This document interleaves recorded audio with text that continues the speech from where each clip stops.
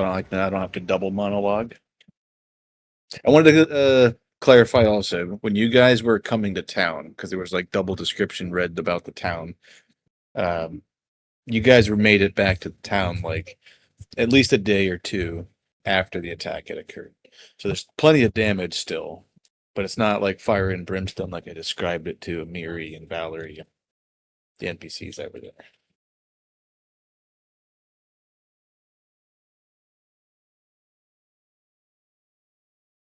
Come on, no. All right, I'm gonna I can do read it. it. I'll do it.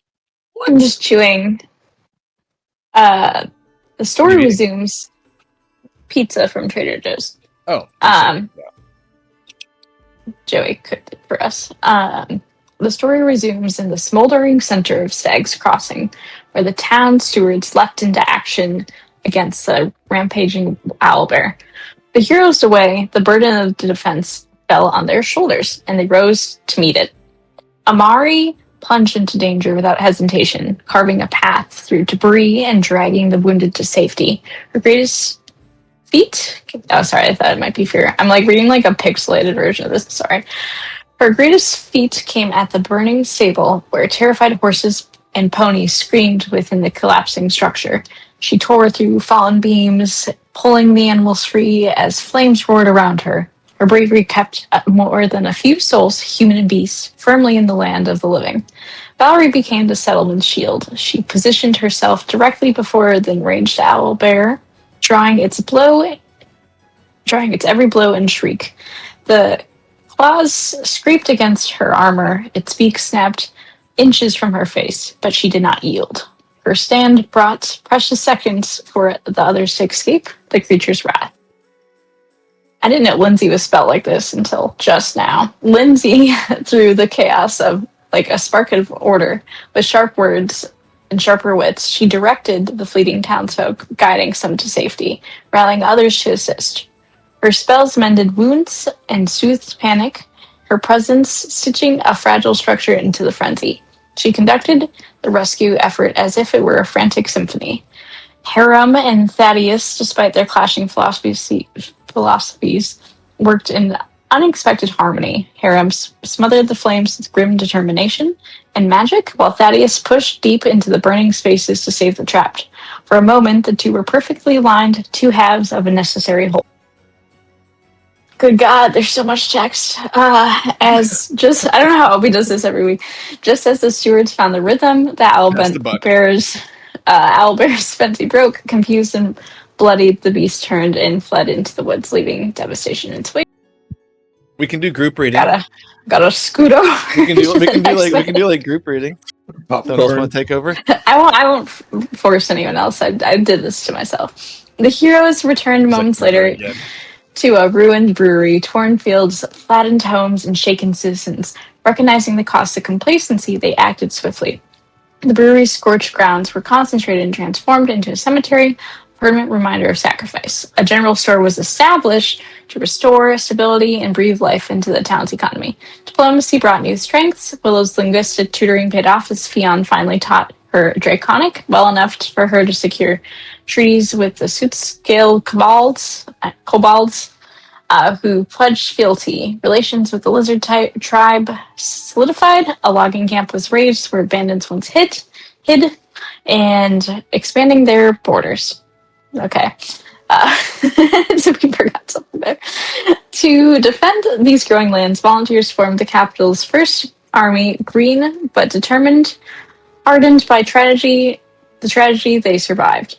With trolls pressing at the edges of their territory, heroes set out again to resolve that Stag's Crossing would never face such terror, unprepared, and push the intruders back.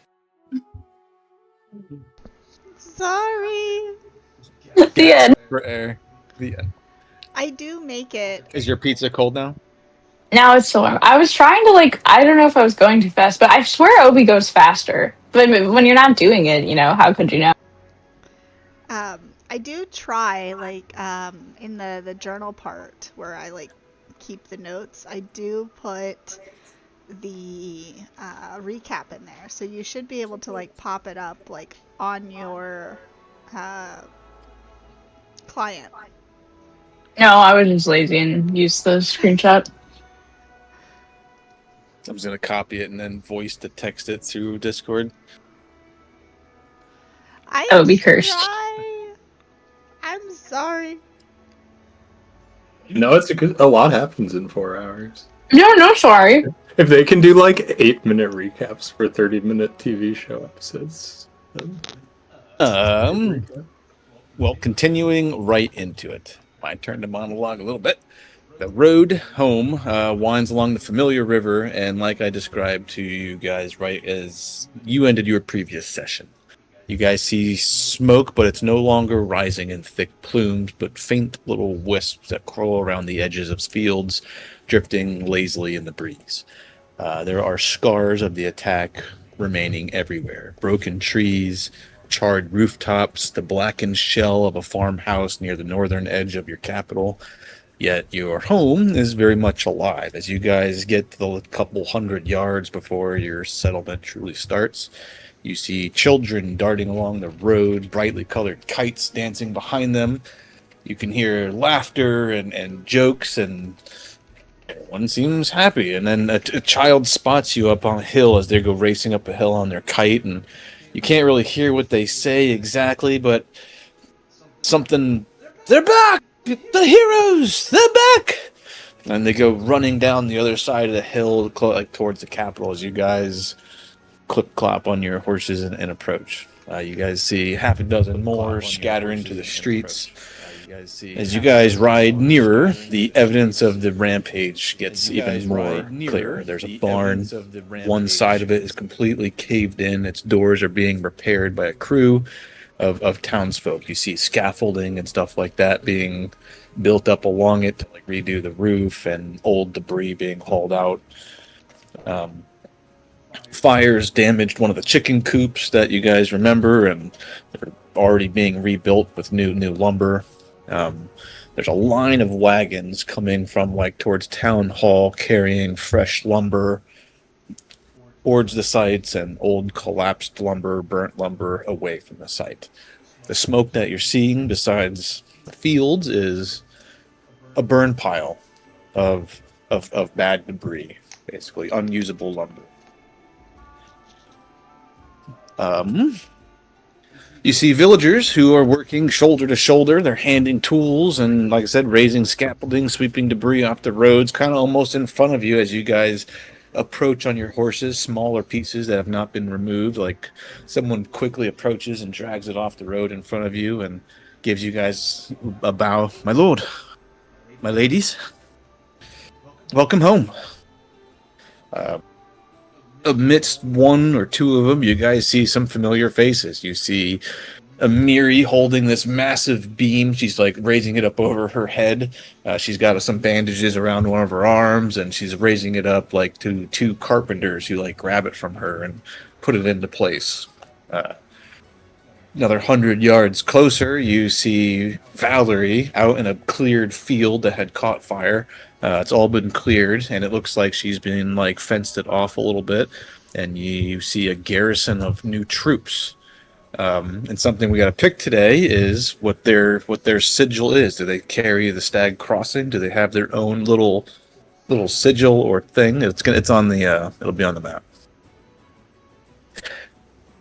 You see Valerie's armor is dented and scratched horribly in places. Her shield's got big giant scratches in it. Eventually you see Lindsay way up ahead, also towards closer to town square. She's waving enthusiastically to the crowd, her little quills frantically, taking notes from various citizens.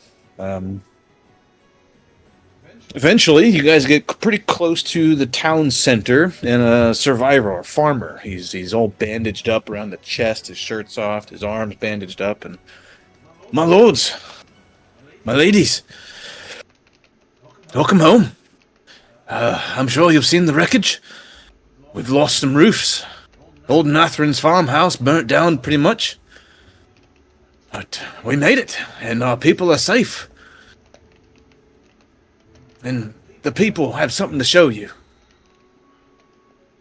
And it's been months in the making. You guys, since you sieged the fort at from the Stag Lord, what was a hump of rubble and timbers and underneath it all was a very solid foundation.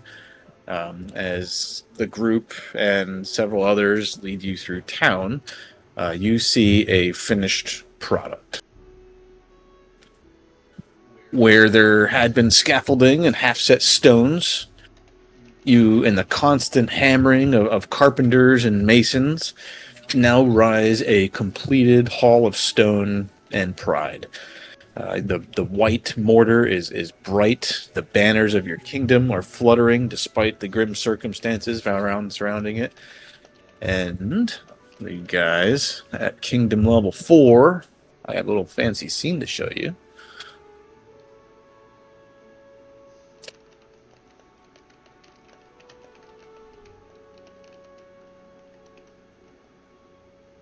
I guess nobody can see it. I gotta drag you guys on here. I see it. We're still technically, I think, the other people, so we do see it. Oh, Ah! Yeah, big hall. Cheaters! I think I've seen this hall in Baldur's Gate 3 somewhere, actually. Ha! Ha! Ha! You see nothing. Seen it all. Don't go panic opening all the doors. Hold on here. Why do we got a shark? What the heck? it's just oak. Okay.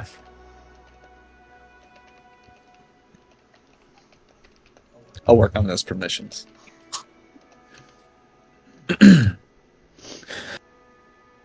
The structure, your town hall, which you guys have had the mechanical benefits for repurposing the old fort, but it has not been finished. You have not been seeing people in here. There's not been any rulership really happening from your town hall.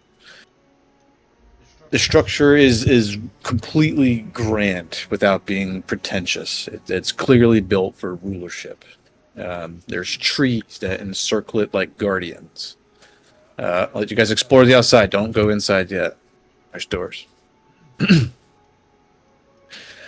Trees encircle it like guardians, and the stonework carries the same sturdy lines as the fort before it, tying the new building into the old architecture deeply rooted into the hill it was built on. Out front by the door are two immense statues of stags, flanked by on the main steps, elegant, polished, and very newly installed, symbolizing vigilance and rebirth. When you guys left a week ago, these were not here. Wide double doors, reinforced with dark iron and inlaid right in the center, so when the doors close, your kingdom's crest.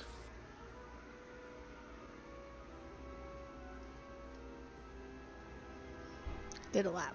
The carpenters kind of gesture to you guys, my lords, if you would. The doors are yours. Kind of like they don't have a ribbon for you guys to cut, but gesture for you guys to go inside. Yeah, gents, open the doors for the ladies. Well, sorry. Breath is like almost taken away how beautiful this building is and polished. Like it was dust covered, full of scaffolding last you were here. And it is finished, shined, and a beautiful product. There she goes. The central hall is now completed, and it is a marvel. Polished stone, massive wooden beams crossing overhead, swirling with patterns of like river currents and forest leaves. Big broad columns dividing the hall. Each wrapped with like fresh garlands and have these silver lantern sconces where it's all illuminated and bright. Along the sides, you guys see these like alcoves that have these nice red benches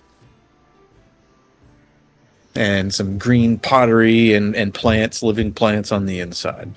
But at the back of the area is the council, the ruling step. An impressive raised dais a semicircle of high-backed red chairs awaiting the ruling council and their leaders. To which the It players radiates can authority, purpose, diplomacy, everything needed to forge a nation. All right, Explorer, go ahead. Kids in a candy shop. Doors. The left wing. Offices, a modest library stocked with books of the area and the surrounding kingdoms. A war room with maps scattered across tables. Comfortable living quarters for 5 council members. You guys smell extremely fresh cut timber and ink and very, very new furnishings everywhere. The right wing. For crafting, there's an armory. Blacksmith forges still warm from basically testing and ensuring proper ventilation. Storerooms stocked with tools, weapons, and basic armor. Emergency Why am I supplies laid enfeebled? out. You shouldn't be. Probably from before. Did you purposely do this so I couldn't loot everything? I was like, No, what that can I shouldn't- watch? It Are you was getting from Candlemir's style. The fear. Stuff from the thing. Yeah. choose. Purposely I didn't sabotage you. I would But so. there's a impressive dining hall to the southeast. And it appears to be 2 separate, like a big public dining hall meant for larger gatherings and a smaller one meant for the ruling council only. And it seems the tables are already set, as if there is a feast of some sort of preparation for today. To the southwest, there's like a little temple area, a serene space, green carpeting, simple little stone pews, statues of river spirits and local gods are all there in presence. Trying to keep up with like where you're sending us. Well, everyone's everywhere, so I know. I'm for the viewers, trying to have them in the room you're describing.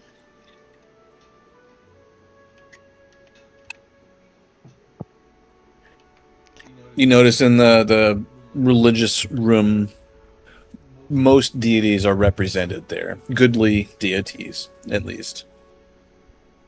Pharasma has an altar in a corner. She's the goddess of death, but not like an evil one. Nope. She watches over souls and makes sure they get to where they're supposed to go, kind of thing.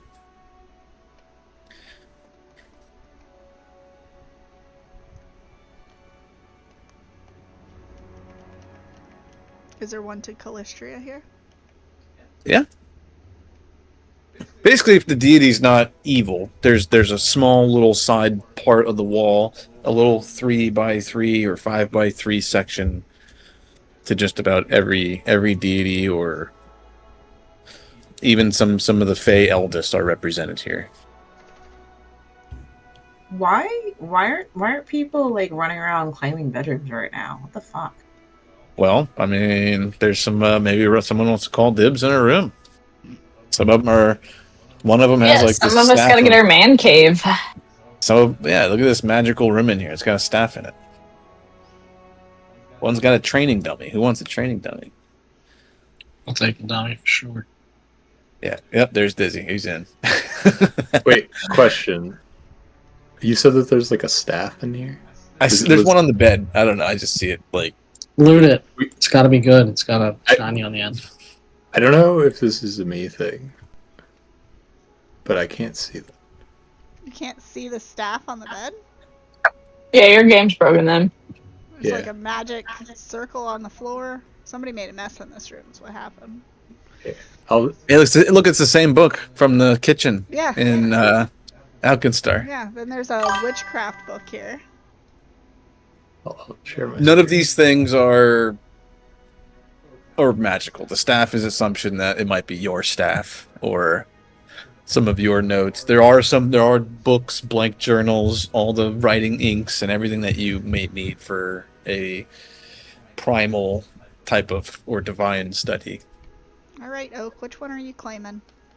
Can someone look at my stream and tell me if what I'm seeing is what they're seeing? No, Joey's on the wrong floor or something.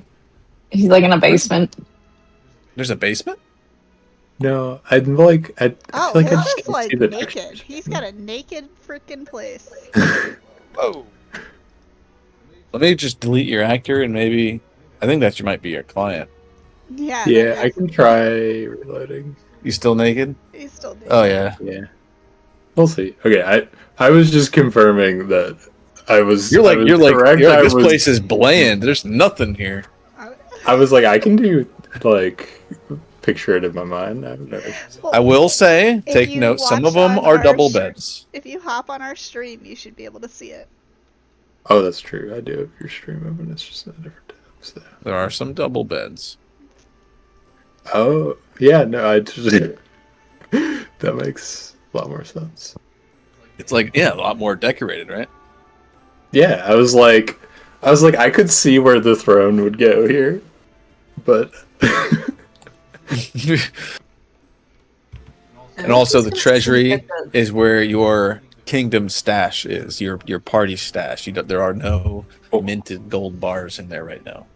All I know is Fion's got a box of wine in his room. And a guitar.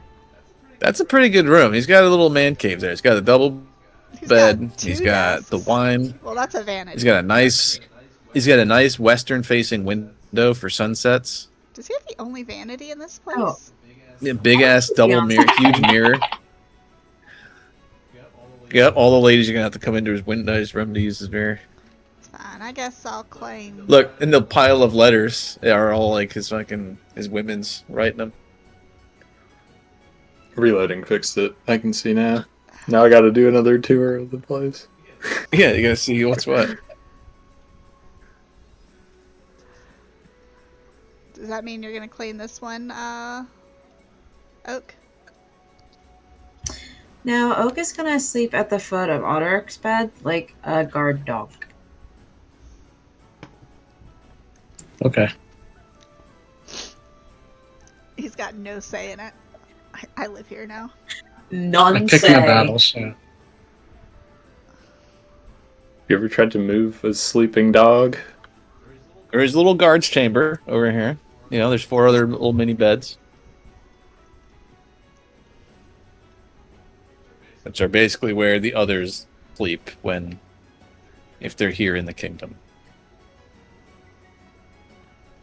Or other things haven't occurred. Pretty fucking good setup. Yeah, this is awesome. Yeah. So what it also means, and it's part of the kingdom stuff, which I got to pop up for you guys when you guys are ready. Open up the kingdom sheet because you guys did not finish leveling. Is your people celebrate by indulging you with feasts and finery. You guys always have a fine standard of living when in your kingdom, no matter what. So you guys basically are indulged like nobles. I guess I'll claim this one. And in basically about anywhere you go inside the kingdom. You have a feat to choose, and we went over it, but now going forward, it was when you guys leveled, you got to claim 2 hexes on that time. Or now, every time you claim a hex, you have expansion expert, so you'll always be able to claim 2 hexes during a kingdom turn.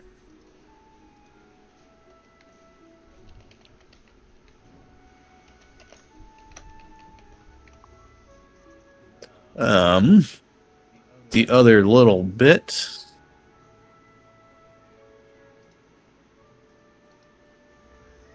Let me know what people can see Shit, on I here was now. doing stuff in there. I'll come right back to you. Can you guys see more than your square of hexes now? Yeah, we got 3 more. So, Four? 8. Oh. So the town hall, for some reason, only used to take up 1 spot. It's supposed to take up 2. You guys have your houses, your general store, and your cemetery. You guys can move these if you want them differently. We can make that happen. But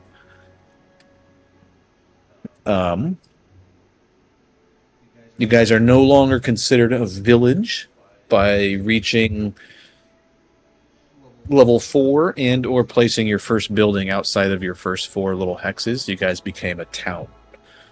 So you are now considered overcrowded, the amount of people here. If anyone's on the kingdom sheet,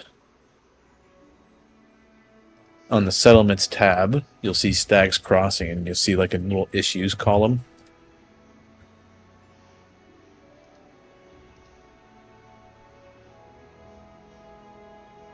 Basically saying you guys need more houses.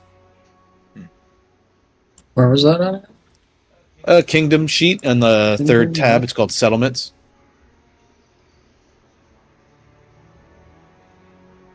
Gotcha. Okay. That's it. Overcrowded. It says size town now, and you can always use this here to go like view this scene. Population is over 400 now. 400 to 2,000 people as it grows.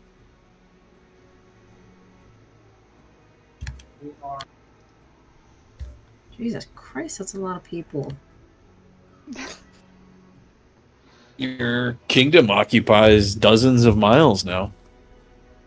People are flocking to your area.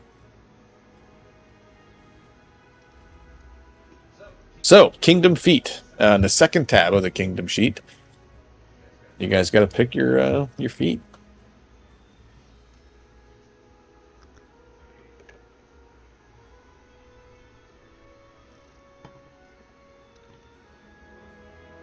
So, Kansas, you wanted insider trading, right? I was looking through them. The only other thing I could think that like might be good is like assurance on something that would help us expand and like set up the like resource things. But Insider trading says red. Yeah, Industry is we have required. to get trained in industry first, which is what I had mentioned. It's like you need a prerequisite for that. So can we take? Oh, so we would need to do that. we would have to take industry this level, and You took trade this level. we Oh. took trade last level. We Oh, leveled okay. twice last week. Okay. So More than halfway to leveling again. it was just a thought because, I mean, if you look at it, it just gives, there's so many different bonuses that you get for the insider trading, including like an extra resource die. That's pretty solid right there. So, So I was just glancing around earlier. Oh, kingdom feat. You can do skill training too. Mhm.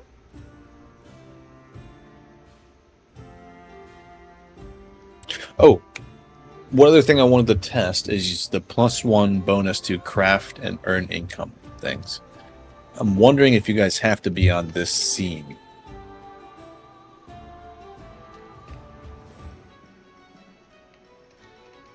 Put you guys as actors on here. Will somebody go into like an earn income roll macro? Those who know how to do it quickly. Is that me? Whoever, it doesn't matter. Whoever knows where I can probably do it too on somebody. Yep, give me a second. Want to see if you get a Double race. because the other bonus is you're supposed to get a bonus to craft and earn income while you're in your kingdom, part of fine living. Downtime. Oh, it's not popped up on there. And I'm wondering if it'll I don't show up. see it in there. Yeah, no, it's not. You gotta go into the There's no other thing. bonus. No. Coyote cloak. Mm-mm. Oh, so when you roll, there's not even. No, there wasn't even an option to select it. Bonus. I mean, like you can Oh, add things custom, but All right, well, it'll be on all of us to try to remember that. If anyone fails an earned income by 1 or a critical success by 1. No one's gonna fail on that. As Dizzy crit fails by 15. Challenge accepted. Well, Dizzy's not gonna roll that.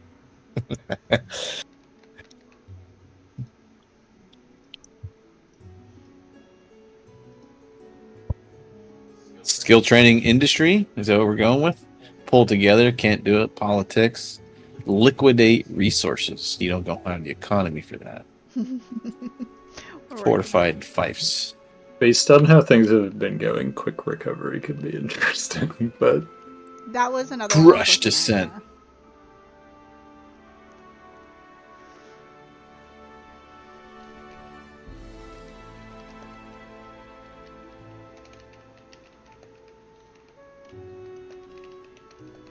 Focused attention kingdom activity to aid another leader's kingdom check.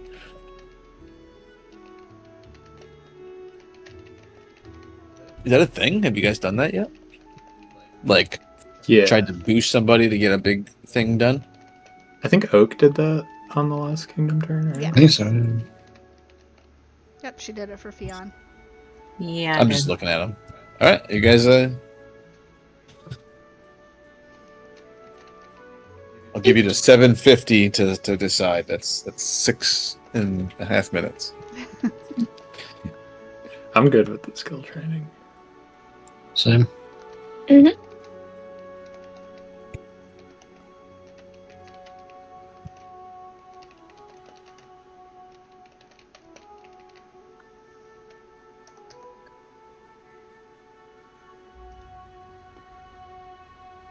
guys are good? You're choosing that one?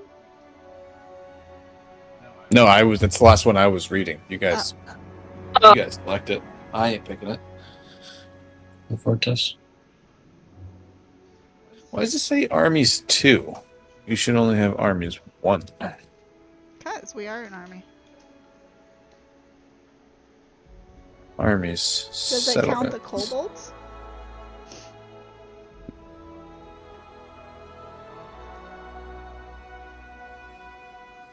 It also says settlements too. Where? When I click here on the little consumption doodad, it says settlements too. Even though it's only Yeah. one here. Maybe because we're level 2? Aren't we like level 4 or something? Kingdom's level 4, yeah. Oh, here it says 2. Oh, yeah, it's just... Oh, wait a minute. I think I know why. There's another hex scene. What are you guys worried about your feet there?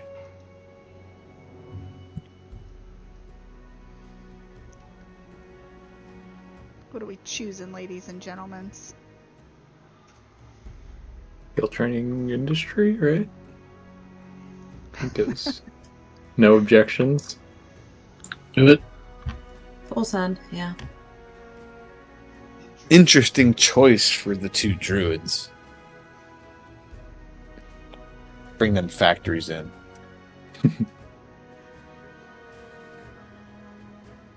Industry could mean a lot of things. I know, it doesn't have to be factories at all. Windmills. Water mills. Thank you for reminding me of the thing. Oh, does it still say armies 1? Okay, there was an army on another scene that I deleted because this actually isn't the same exact scene. There's like different trees and different spots. I redid it today while I was playing with stuff. So the poison dagger... The poison's not something you can, like, transfer. It's just there, right? Yes, unique part of the dagger. Done on this scene. Oak, you reminded me of something.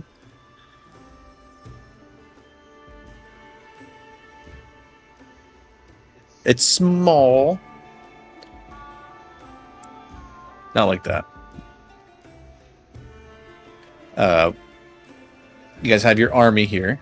A little gray doodad. So on future kingdom turns, you guys can actually like move your army or position it where you guys may want it. Or just keep it here if you want. If you guys don't want a gray stag, we can change it.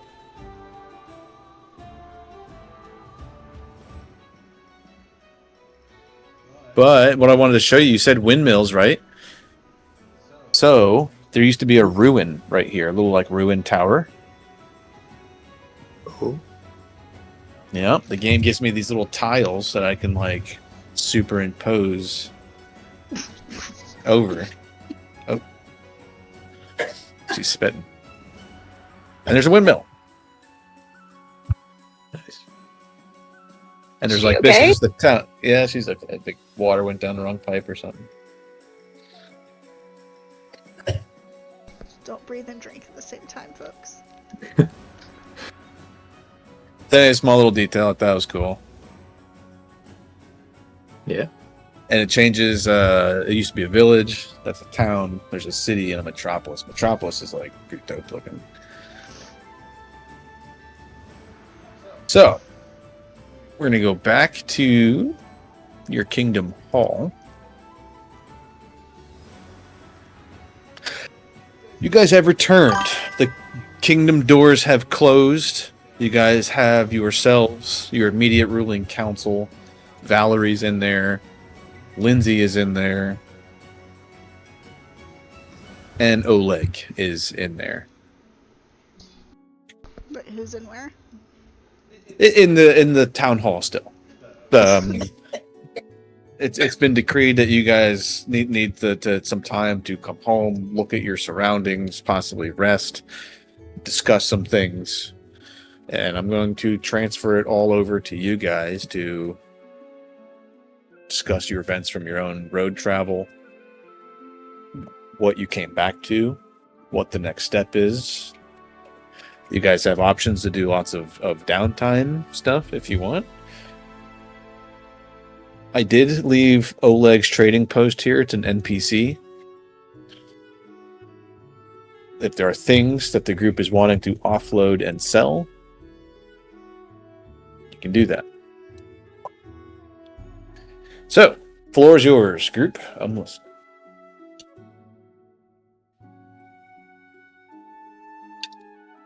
Yeah, looking at our stash, we got a lot of stuff we need to definitely get rid of. Does everybody have like +1 and like striking Kyle? in their weapons and stuff? What? I'm marking my room. Oh, you did. Yeah, I did.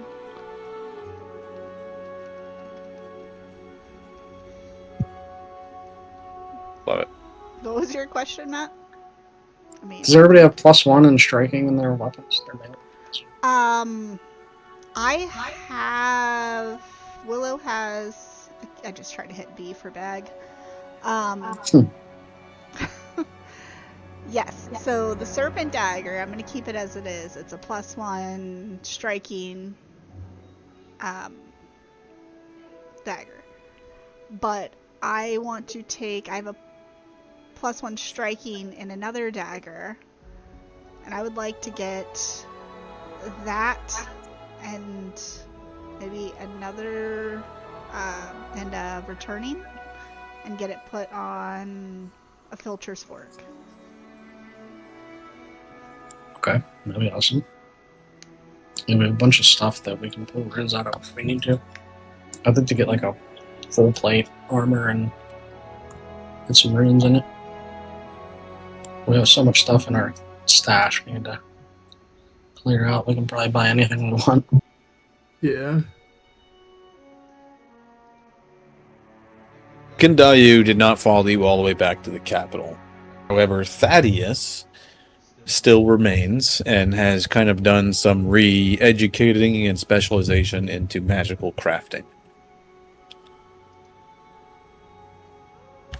So in terms of removing runes, if you guys are going to be staying here, like not in a short time and he's not rushed to do it, anything basic like removing a striking rune or a level 1 potency rune, I'm not going to have him roll a dozen times. You guys can just do it. If you have the time, just pay the gold to get it done. What was the cost again? It's 10% of the rune's cost to move a rune, to transfer it out. Gotcha.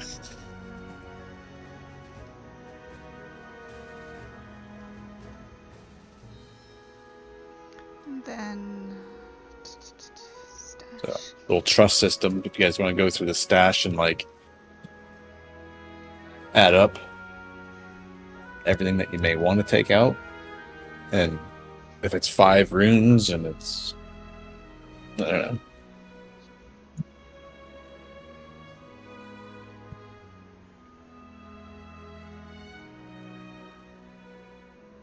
You guys got striking runes out the ass. Yeah, we got striking. Wherever you see a striking rune is also a potency rune.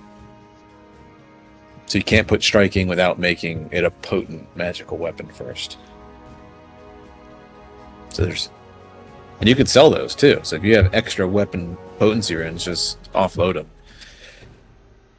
A big money item is that +1 hide armor in your stash.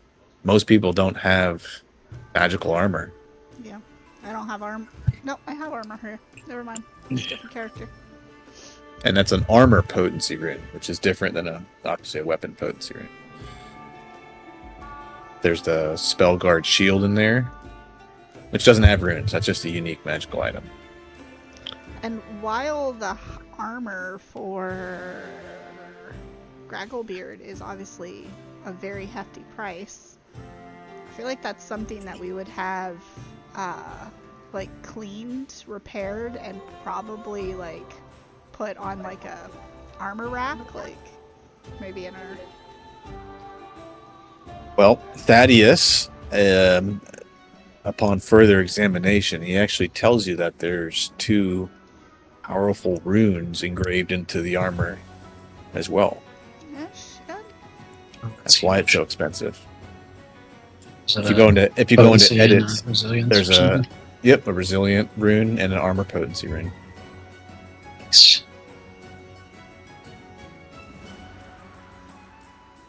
Oh yeah, invested. Magical.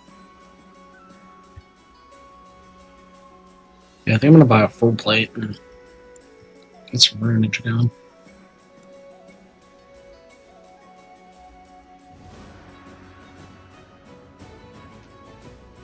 It's not much, but when you're fighting a big beastie, you know, having a +1 AC or +1 to saves, which I think the resilient rune is the saves.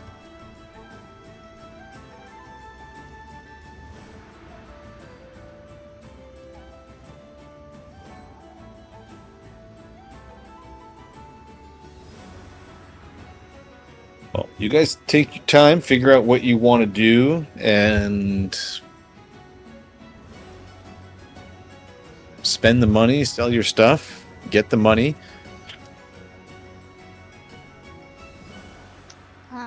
Oleg does not have an infinite amount of gold at his disposal. This is not part of the kingdom's funds or anything like that.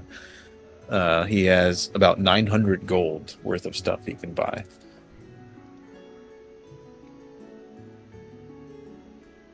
And Boken has another 250.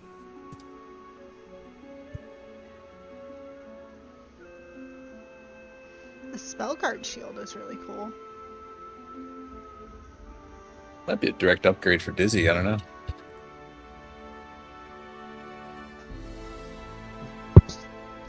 The shield?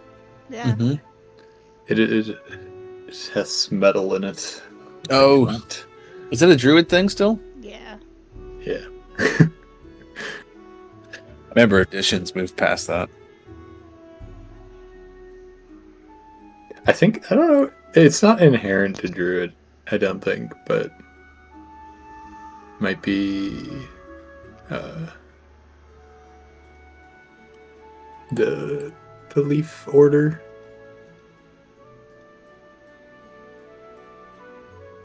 Maybe it is druid thing. Yeah, steel shield.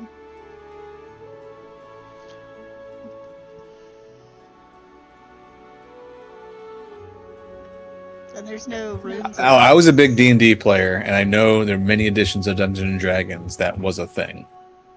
But I'm not so sure it is anymore. You can RP it that way, being Leaf Order. I mean, that's totally cool. I mean, that's.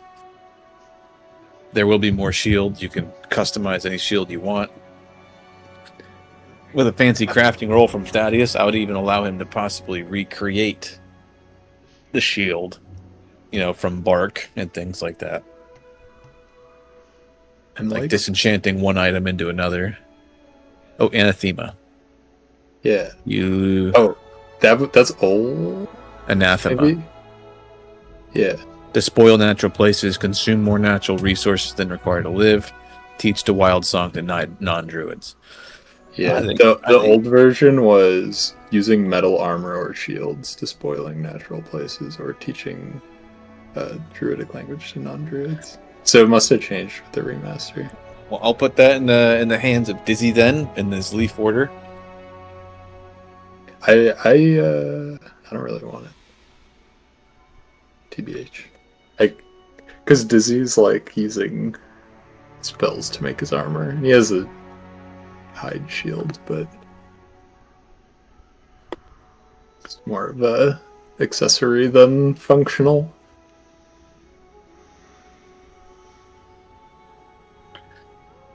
So like a good little gold item then. Yeah. I mean, it could also be for like someone who's going to be on the front lines. It's worth it in Valerie. Nice. Tell me that was Laurel. How's Lindsay? Oh. Oh my god, dude. I knew it was I knew it was a lady belch of some kind. That's fucking epic. Thank That was you. like the meme where the girl drinks a bunch of Sprite and like a demon comes out. I would never. I don't think any of us would wear it. Valerie could. I think Valerie has a decent shield. She has a minor reinforcing steel shield. That might be a little better, but I don't need to mic. I mean, just hold it for her then, if you guys don't want to, Or we could sell it. It's 250 gold. Or sell it then. Yeah, sell it. She's NPC. She's got a magical shield. And you Yep, get half, okay. so it'd be 125. Yes. Technically, you get 60%, but I can't make a vendor work that way. See you in here? Yeah, Oleg and Boken are in here. I say can. I bet you could make a vendor work this way.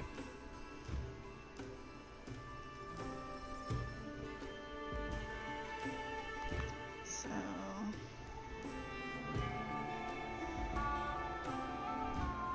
Does Willow or Oak want to just use the blue wyvern hide armor with the crazy runes?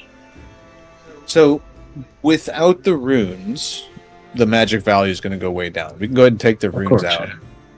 But it is a large suit of armor, and it is big enough to be made into multiple suits. It can be made 2 medium suits of armor. Oh wow. So, like, if Ooh. Dizzy Without the or somebody rune wants, properties like, leather, yeah. And there's no wyvern hide property, but it's... We will rule it for how... Basically, if you make an item out of steel, you can only put such a powerful rune or magical enchantment into it. And as you guys get higher and higher level, you guys are going to start finding some limitations on how powerful you can enchant your things. So there's different materials and different qualities of those materials. Like Dragonhide is one, but like the lowest level of Dragonhide is like 11 or 12. So I gotta there's no wyvern hide or anything like that, but the better quality material means you can put higher level runes on them. So steel won't just hold an ultimate, omega powerful rune or a combination of runes. You're gonna have to make that thing out of fucking mithril or dawn silver or, there's no mithril. It's called dawn silver at Pathfinder. Adamantium. Kandok ran into that in Abomination Vaults. Yeah, it's true. You found in the prison area, I think a block or a chunk of adamantium or something like that. Yeah, I think we've forged an axe out of it, right? Yeah, you did. What's the quality of this sword that I got? Is it like a basic metal? No. That's a lot. Anyway, yeah, I would like to. I bought a full plate. Upgrade my armor. I'm gonna either transfer the runes out of that wyvern hide armor or just buy runes. You open it up, it While shows we're out in it's silver. It's low grade silver. Nice.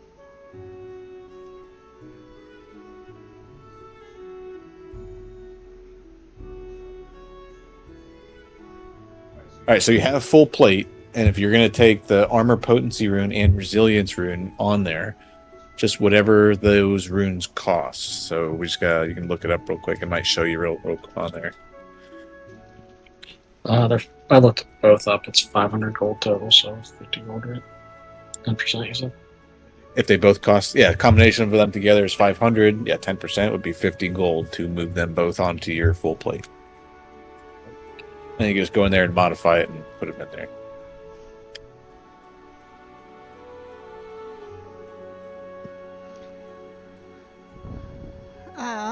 So then we take out. It costs money for that, though. It's how much 50 gold. 50. I took it out already. to take out for like the runes out of like my dagger to put into a filter sword? Oh, it's 10% of the runes cost for the 2 in that armor that I took out. Yeah, was Aldrich 50 only for did that. himself for his armor. He took out the runes from the wyvern hide armor from Gragglebeard and put it into his plate mill.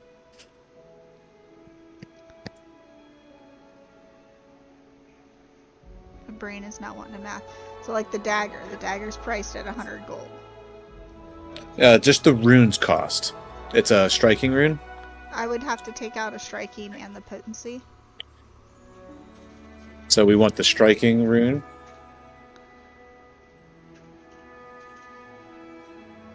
Sorry.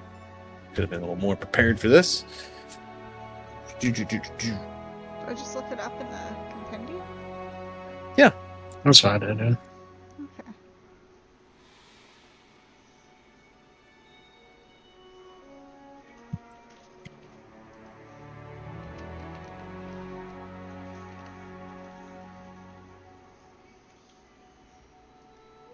Oh, it's called striking. Yeah, but so striking costs 65 gold. So it costs 6.5 plus whatever potency.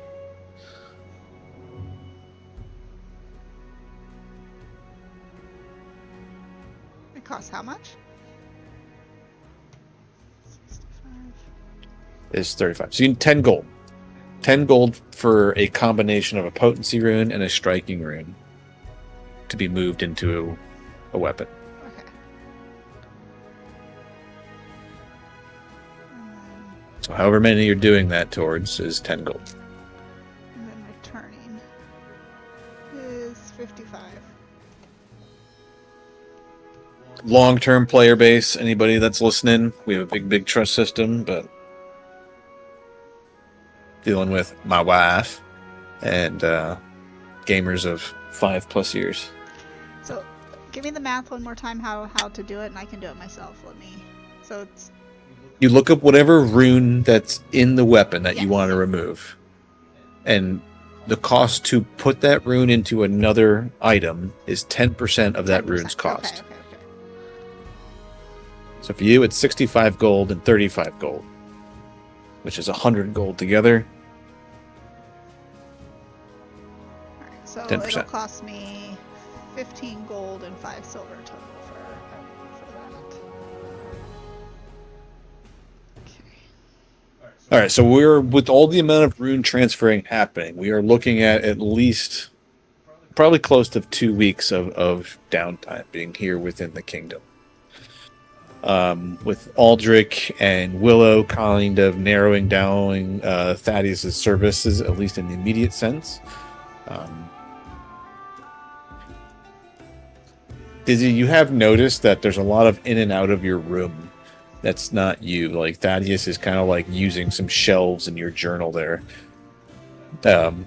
but he quickly gets the hint that you're back for more than just a few days, and then he takes a lot of his writings over to the west side of the room, and he's just back and forth. It's like it was a closer walk from the forge area to the but they pin him down and do a lot of magical craftsmanship to get the runes transferred into Willow's forks, possibly some armor. Aldrich's full plate is enchanted.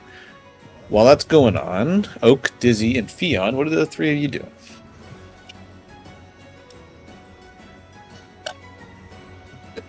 Any plans for the Oak? weeks ahead? Well, in the immediate time, Oak is investigating the grounds, like inside and outside, making sure she knows how to get in and out of this keep. Doing the guard dog shit, you know?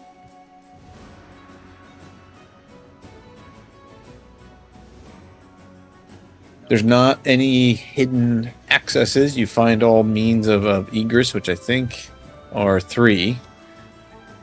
The doors to the south, doors to the north, and the doors to the east. I just borrowed Willow's token to confirm. The windows all have shutters on them, so there's nice glass curtains plus like wooden shutters that could be closed to like have more reinforce or completely block out the light. There's a latch that also can come down. It's a pretty heavy enforced latch that will basically block that shutter if someone tries to like break in from the outside.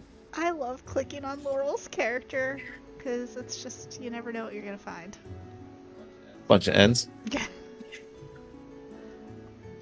Get away. Get away. Could I get you to send me that returning rune, please, and thank you? Sure, come back over here. I don't even know where I am. My husband moved me. You're right. I put you right back where you were. Uh-huh. You got a bajillion menus open. I do have a bajillion menus open. You're right. You're back 1 minute. I'm listening now. What are you gonna do for me for this rune? Not stab you in your sleep. Eh, I've been trying to help you with Valerie, but you just refuse. And not everyone needs a girlfriend 24/7. 24/7. Wow. Well, you just remember that because it gets awfully cold over here on this side, and she's gonna need someone to keep her warm. Good luck with that. Where the hell is this rune? I've got too many things in my bag. Oh, returning. Okay. Can I drag it to you? No, that, Yeah, you should be able to drag and drop it. Let's see. That's... should have it now.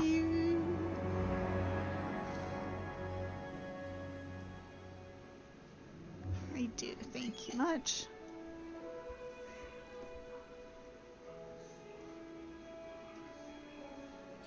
And that was actual Fion talking. Like, now where the hell is this rune? I got too much shit in my bag. Yep. Return. Reaching elbow deep into the bag of holding. That's not it. That's not it. Returning. And then essentially I just delete it, right? Yeah, delete the rune and then turn your weapon into return.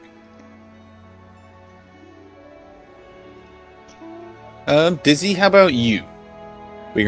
We'll pick up as soon as the next morning. If you're not doing any immediate things, you guys end up spending the afternoon, the evening feasting. You guys are left to relax your first day back in town. There are like 2 main things on Dizzy's mind. One is that vision of the gnome in the field that he saw. I guess that would be maybe like a week ago at this point.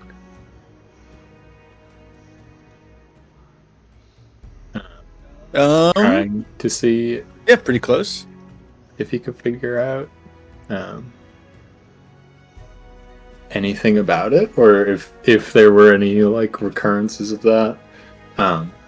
And maybe on like a related note, with the owlbear attacking, I think Dizzy would sort of be spending a lot of time like assessing the local wildlife, and Dizzy's definitely like in conflict right now as this big like town hall has gone up. Well, it's been slowly going up. You've seen the masonry going up. The lumber, the scaffolding has been here, but it's all been closed doors. There have been tarps draped all over it for months now. You know, you guys have had the town hall mechanically for function, you know, that people have seen it being built, and, you know, but yeah, I mean, like all been now that pulled it's up and done, skadoosh, it's all lit up, polished, and it's like, it's a little overwhelming. yeah, it's like, is this what Dizzy wants type of thing? Obviously, like, knowing that this was happening and would happen, but like now that it's here, like Skill feat industry. yeah. Well, Dizzy doesn't make it far, actually. As you go to start investigate the local wildlife, you actually don't make it much past the area here. You get to the double doors. It's early in the morning, at 7 o'clock or so, and you're headed out. Or do you go out a side door? The way that I was thinking, Dizzy would be spending a lot of time like out here by the trees, but Okay. I don't know. I don't know if Dizzy would come and go through the main door or the side door. Probably the side door. Side door right by a bunch of trees sounds pretty dope, actually. Yeah. Yeah. How is Dizzy investigating the wildlife? How do you have any druids at this level have any type of like communing with nature? I mean, you can talk to trees, right? You can talk to animals. Oh yeah, we can talk to it all. I think I'd probably mostly be focusing on like investigating the owlbear, like looking for where it came from type of thing, and see like I don't know if this is true, but like I would assume that an owlbear wouldn't like stumble into a town unless it felt like it needed to for some reason, right? Like it wouldn't just randomly aggress on a town. So like No, kind of trying to understand. The non-druids who defended the scene last session made that role. You being way more in tune with wildlife, you don't even need to roll. Why a massive owlbear would come all the way into this close to civilization, it doesn't make sense. Something's wrong, or drove it here, or it wasn't of its right mind. Yeah. So like maybe trying to look for tracks and see where it came from, like hoping that it wasn't us that caused this, and if it wasn't us, like figuring out what it was type thing. Well, you have a very clear path to follow. You go out the eastern entrance or exit of the town hall. You do pause as you kind of hear like a commotion of people to the south, a couple 100 feet away, like a small gathering of townsfolk, perhaps.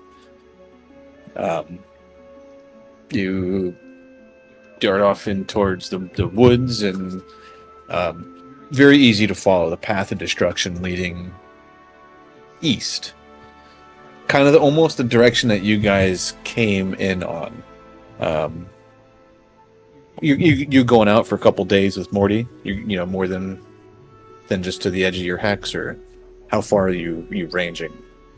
I would think like the first day might be like go follow the tracks as far as I could, knowing I could get back by the end of the day, and then like come reassess. You ride out with Morty. Wait, I want to go with. You and Oak quickly ask where Dizzy went, and Dizzy went out the eastern entrance with Morty just a few moments ago. And Oak, how are you keeping up with Morty?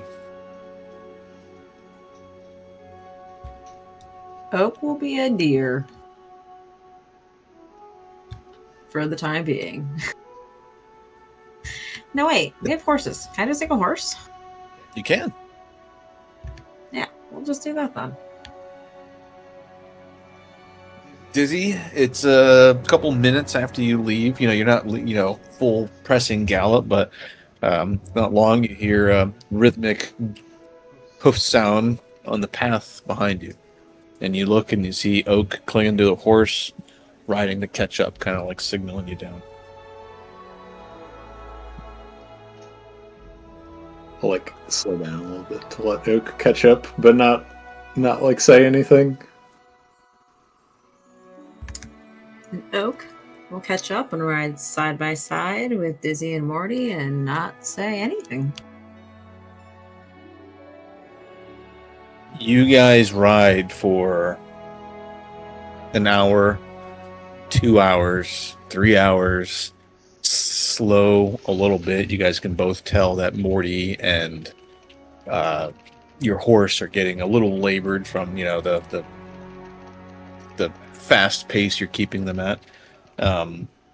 Nothing to do with your mounts. They're not pressed or anything, but you two give me a survival or nature roll.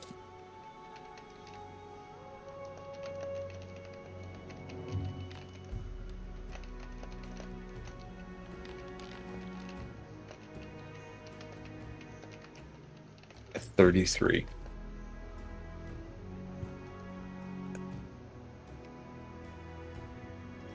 Oak, you're on the horse. You got a little bit longer stride. You're easily able to stay out in front, a couple little paces, and you can see large grooves in the dirt and the path, bushes that have been completely ripped out of the ground, and you're 5 miles east of your capital at this point. You're approaching like the border of the next hex, kind of like where you guys first started tracking the wolf. Actually, a little more north and east, but in that same hex area. Dizzy, you're noticing something different. This creature's pace did not slow for a moment. Like, from the point where you're at and Morty's needing to kind of take a break, the pace, the stride of this owl bear, it ran full tilt in a rage, even this far away from where it was.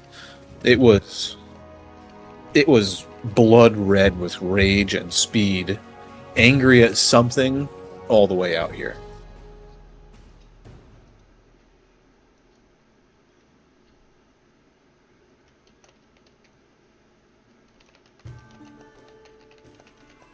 And you, 33, you survey the grounds of basically a mile. You guys canvass the area and kind of a spread out, and everything is telling you that this thing was chasing something. But you see no tracks of any other hoof, boot print, or anything that this thing was after. This might be when I ask the plants. Might try and find a particularly old looking tree and try and ask it when it saw the owl bear come through. Was there something else with it?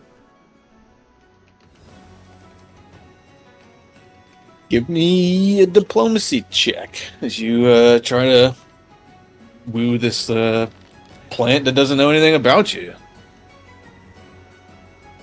All right, I like it. You talk to this little sapling plant, a couple month old little sapling. It's about 2 feet tall or so, growing under the shadow of an oak-like tree, possibly a little acorn or something that fell from its mother's leaves. Hello, sir. I've never talked to somebody before that looks like you. Did you see that big thing that came through? 2 days ago? 3 days ago? How long was that? Oh, we all did, of course, yeah. Of course we did, mate. Did you see it was chasing? It wasn't chasing anything. It kept sniffing the air as it passed about. Are you sure there wasn't anything with it? You see it like struggles to bend its foliage. Well, I can't really see much higher than my leaf here. Unless something was, pretty high up, then I don't know.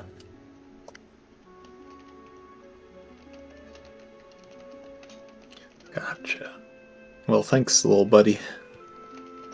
It kind of gives you a little glimpse of insight without being too helpful. Yeah.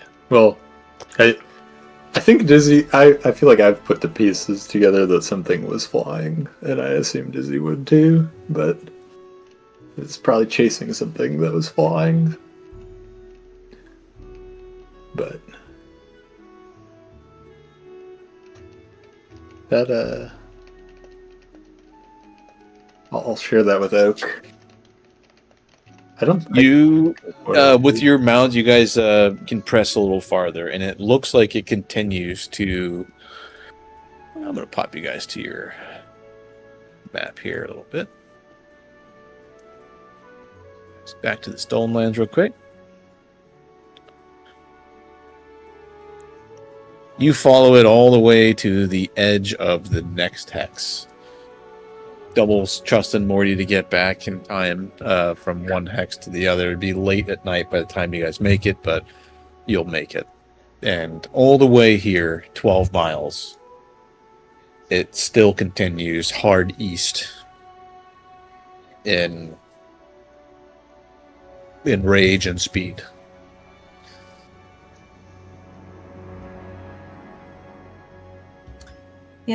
It may just run away and never come back. It really didn't belong here in the first place, so... Well, this was the route it took to get to us, and also run away, or? Yes. Okay. Yep. Looked like it came from that way and took the same path back.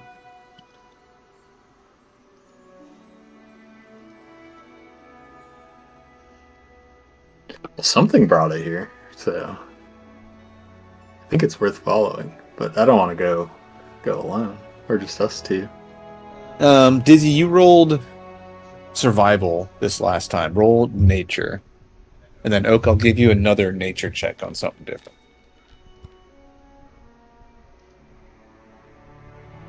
Jeez, Dizzy.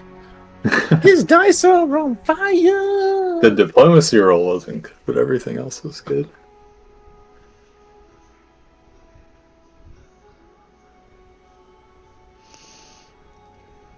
Well, Oak, you can roll. But Dizzy has kind of stumbled on possibly something else as well.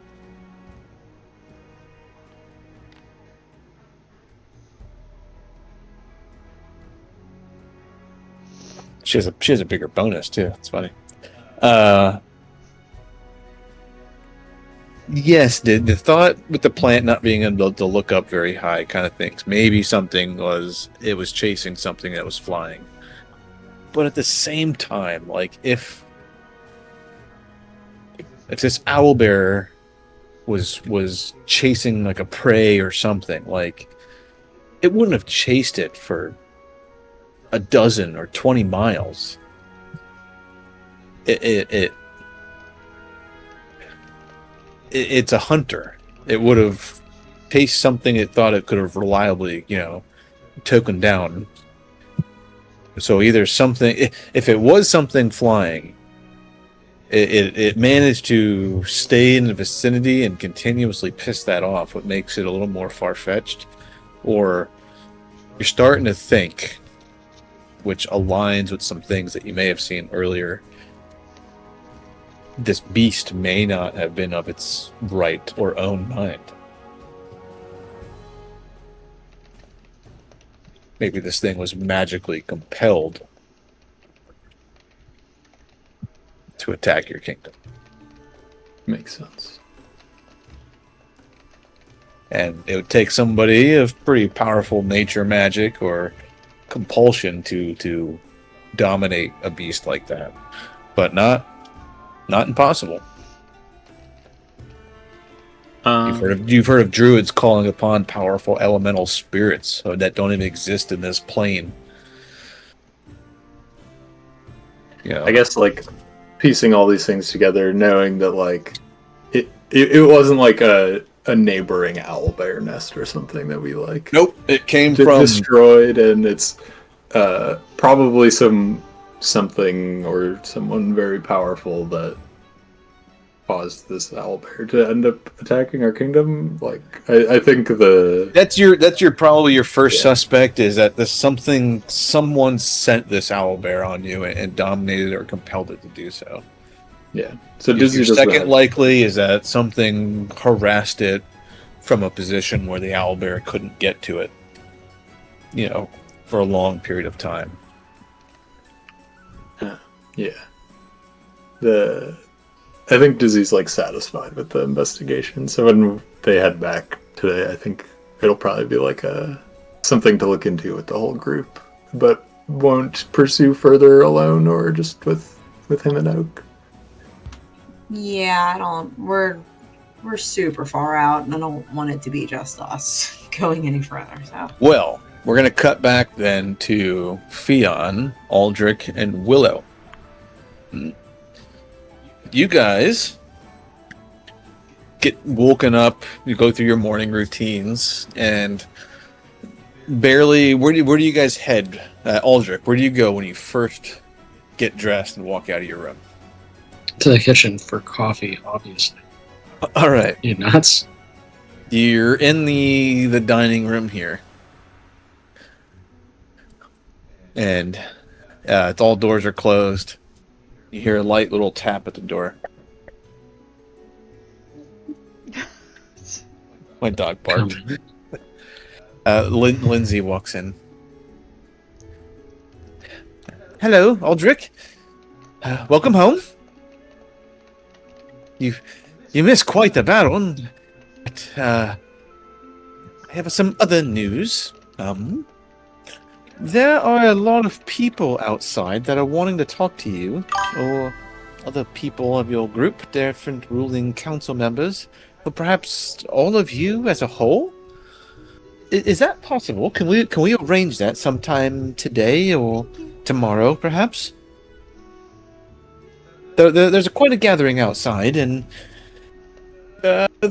we are growing, my lord, and I'm trying to please the people as best way as we can, but we've had quite the influx. I guess the political tensions to the north with Restov, well, people have heard of our successes on our traveling south. A lot of entrepreneurs and things like that. We now have a housing shortage. Well, there's a lot of folk very specifically wanting to seek an audience with the rulers of the kingdom. I can disperse them today, possibly tomorrow, but I do think we need to see them within a few days. Can we arrange a gathering of the council and have them see you? Yes, of course. Of course. But when is missing what should I tell them? tomorrow. Our druids have went out to do some scouting, so they're not here currently, but we expect them back soon, hopefully. Tomorrow, then. I will disperse the crowd today, and I will give them some pleasantries. What time should I ask them to return tomorrow? High noon. At high noon, then. Very well. She snatches an apple and slices a little ham off herself and she's not a mirror. Doesn't use her fingers or anything like that to grab the meat. She gets a little plate and actually decorates it with a few more grapes and takes her ham and walks out with the plate and she's eating and leaves you to your food there. Willow, in that time, where are you headed? Immediately, you wake up. Where are you going? I probably was in the kitchen, so I don't know. If I'm home, I'm probably gonna spend a little time in the kitchen. Aside from that, We just had a rough time, so I'm probably off seeking my physical therapist. Sawyer. Sawyer. Yeah, I need to work out these kinks. In all the best ways. You get some breakfast. You guys do have a town hall cook. His name is Fezbin. He's a younger guy, maybe about 30 years old or so.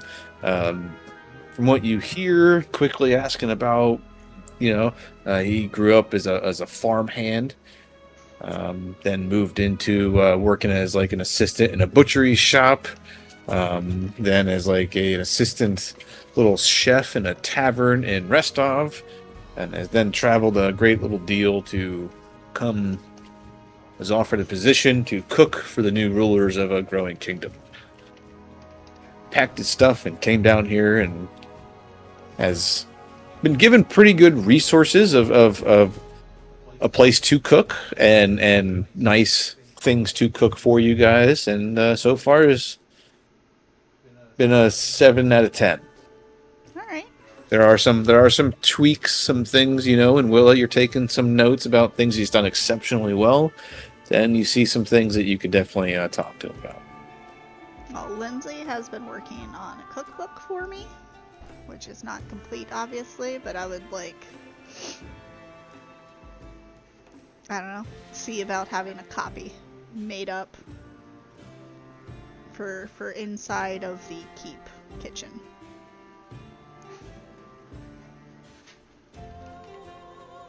No role needed. You find that Sawyer is second in command in the army that you have recruited. Oh. Well.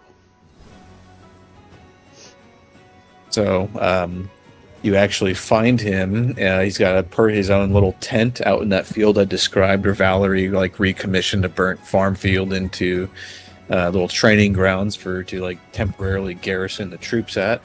You see a bunch of tents are all set up. Most of them are large ones meant to hold 12 people, and tiny little bunks are set up inside there.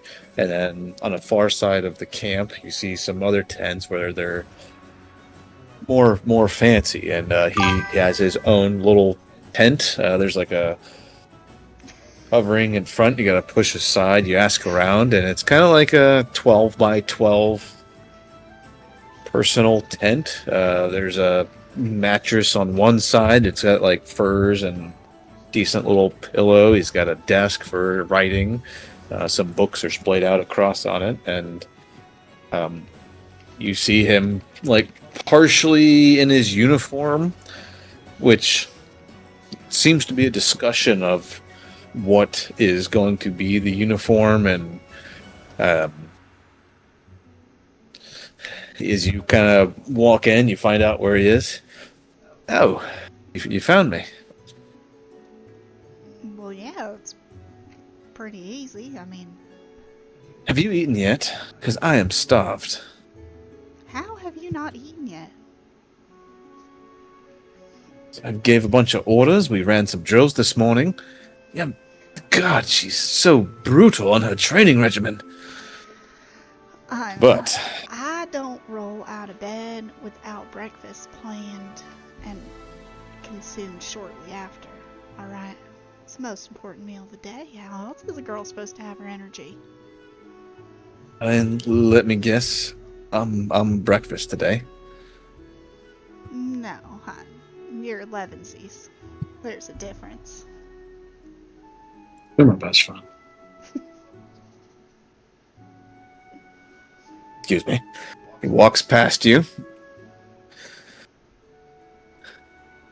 Tell them I am taking an extended break today. Hurt my shoulder doing drills. Closes the canvas and to proceed to ravage each other in Black House. ways two heroic adventurers would. He's different. You see, he's got like more dignity to his whole approach. Like he's obviously been training under Valerie a lot. He's still pretty rough and tumble, but there's a little more slower, more dignified approach to it. Nice. Little bits of hesitation that like his like he never had when his banditry and he lived in the wilds for a couple of years. He's been around folk. He's seen how everyone is, and it's a big return slap in the face to civilization for him. And here he is, join the first army that you guys have created, and somehow became its second in command. It's like a little first lieutenant. Well, he's been with us. He's not a founder, or I didn't call him a founder, but he's one of the first citizens. And then lastly, Theon, as you wake up this morning, where are you headed? Where are you off to? Sure. I don't know why no one else is not concerned about the owlbear situation. Well, the two druids went out this morning, you hear, even before you open the door to find out what you're doing. You hear that both Dizzy and Oak left about an hour ago. At sunrise to go investigate the owlbear and follow its tracks and find out where it came from. I'll go People are join working them. on it.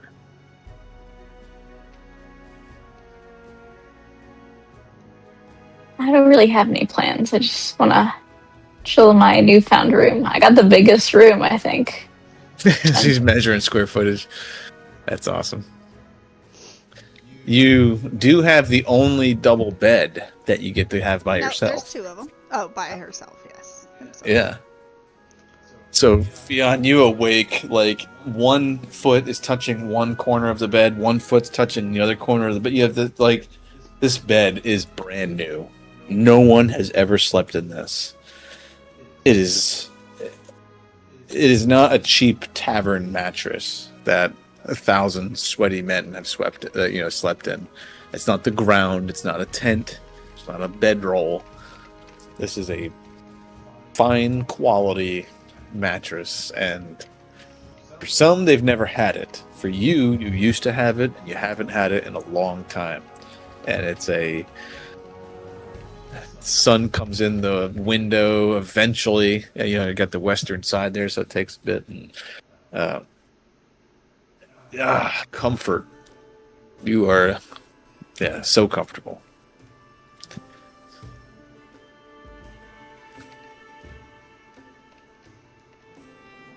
But you did want to get up and kind of go with the druids? Sure. What's up to you? I didn't mean to leave you out, but did you gather everything I described to them, what they found, what they seen? Yeah, I feel like they're still just not getting it. There's something going on. Yeah, druids. Do you get it? Ignore the 30 nature check and really 33 survival. It's amazing. Off table, Fionn, Dizzy absolutely crushed the dice rolls to get the information. All right. I mean, he rolled a 33 and a 30. One nature and then one survival. You're totally welcome to go with, but he gleaned all the information that there was to gather. Unless you want to go forward and follow it all the way until it's when are we eventually going to go back, I guess, is the question. No, they went about one hex, about a third or a quarter of the distance maybe, and then double backed. They wanted to be able to make it home the same day.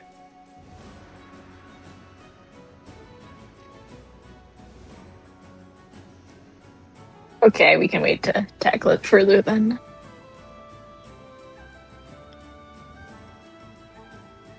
All right, then we're gonna cut and fast forward to this evening as Dizzy and Oak make their way back, and it's a dinner time.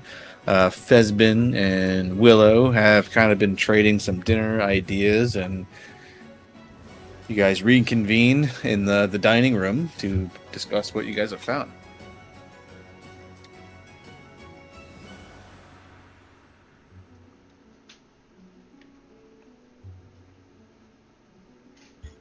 I'm gonna let Dizzy lead this one since Aldrich he's never the one made it out of the spoke dining room. He the- passed out in a food coma. He It's wakes not up true. 6. He wakes up 6 hours later. It's dinner time now. It's fair. It's the need. Yeah, I'll kind of just King shit. That's what it explain my is. findings to everyone. They're like, someone sent. I think that someone sent the owlbear after us, and it was probably someone powerful. So I came back with Oak, and it might be something we want to investigate when we're done with our downtime here. Well, who the hell have we pissed off that's powerful enough to be persuading a creature like that? To the east, I don't think anyone. The only thing to the east was like the wolf. I don't think the wolf could do that. Well, the wolves, the white one, she said something about like answering to some other person. Could it be that person? Could be. That would make sense. You think whatever... They have the same boss, the owlbear and the wolf. Well, I don't know if boss is the right word, but Halgruka, that was the name.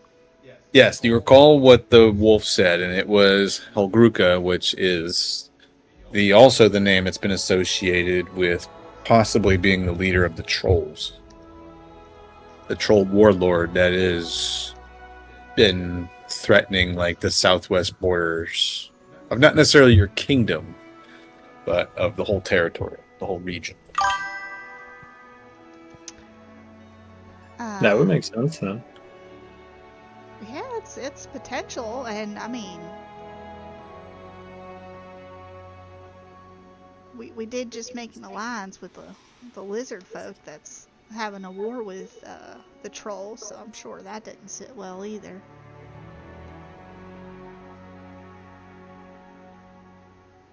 Yeah, probably not.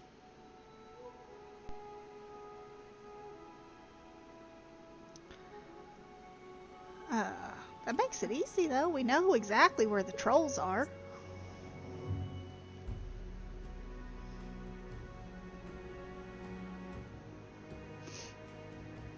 Yeah. I think that Trolls, should be our next... where you were tracking the owlbear, Dizzy, would lead you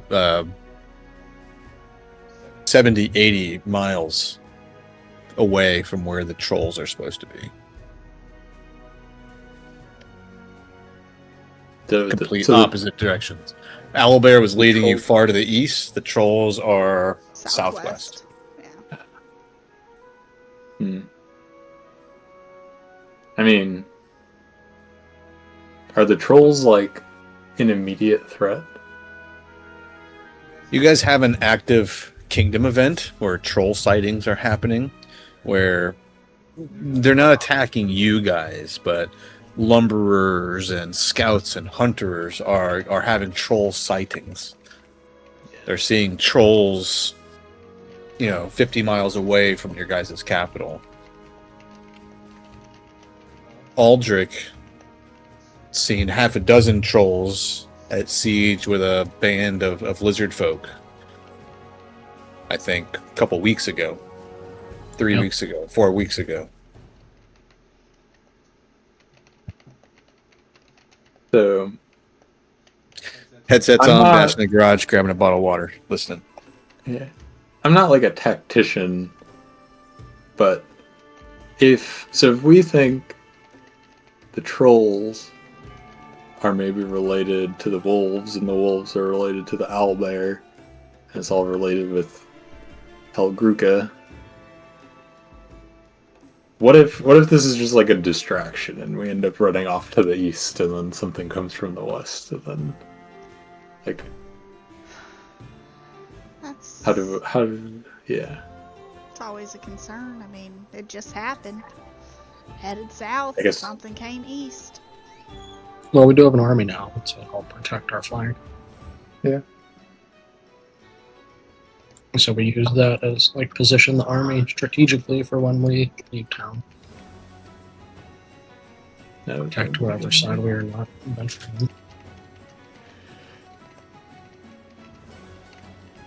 Well, I mean, we can, just spend some more time here and not worry about rushing off and, really work on, like, solidifying our defenses and making sure our army is ready so that way, when we do head out next, maybe they're just a little bit more prepared.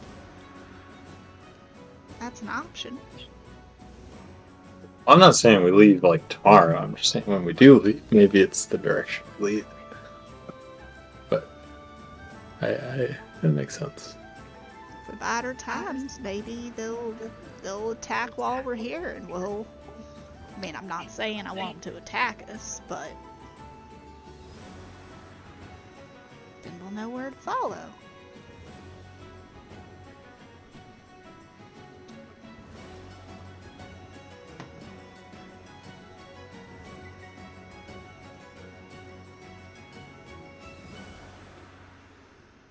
Everyone's at the dinner here, right? Yes. Okay. Yee.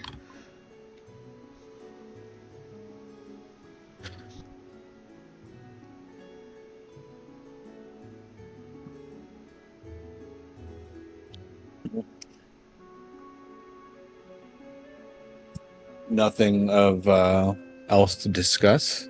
You guys finish eating your meals. Well, we do need to. I will tell everybody that we keeps did trying have to a go to the message wolves. about the Leave me alone. about like a council meeting with the new arrivals. Want to speak to us? Well, maybe Hiding in we the cold should room. leave right away, though. Because he's trying to avoid having a bureaucratic meeting with people. We'll depart in the morning. Well, we should see what they need. I mean, for goodness sakes, they just survived an owlbear attack without us. The least we can do is hear their woes. Absolutely. I guess.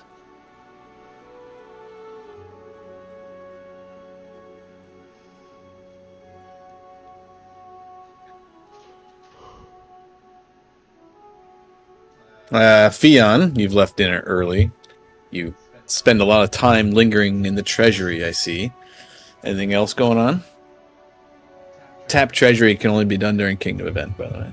I was just late to the dinner, obviously. I'm scrounging for my plate now. There is surplus, in fact.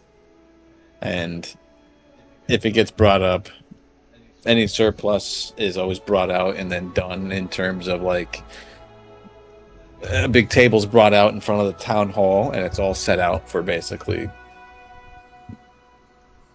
soup kitchen setup, offering to those that want an extra meal.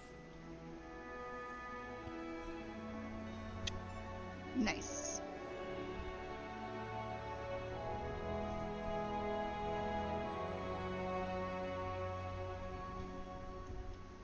I feel like that's something Willow definitely was passionate about, is making sure food wasn't getting wasted. And Fiona, as you're sitting here eating, having a very nice meal, You take a look to the left as the fireplace crackles just right. Shadows through the room. You see on the mantle, they chose bats. 2 large bat statues catch the fire in the reflection and occasionally look like their wings are flapping in the shadows as you eat your meal.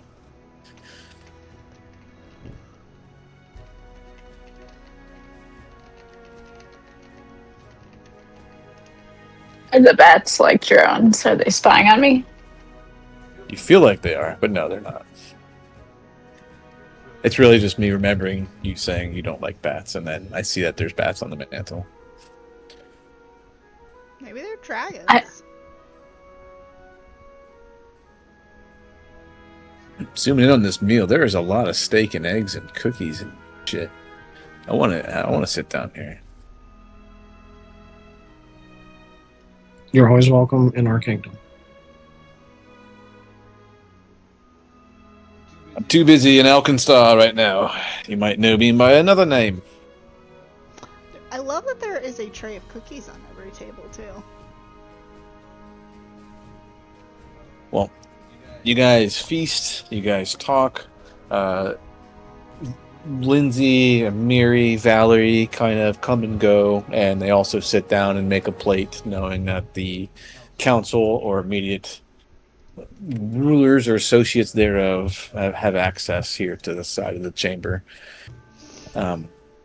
Fionn, you're mostly through your meal, and Valerie comes and has a pretty stacked plate, and she looks exhausted. Like she's been out training this new army basically the entire day, and she's just plowing food in almost like a very unladylike way, and she doesn't even realize you're there. And then she looks up and she's got like egg yolk on her face, and like she immediately like sits up and fixes her posture a little bit. Fionn, she reaches for a napkin and wipes her off her face, and welcome home. Likewise.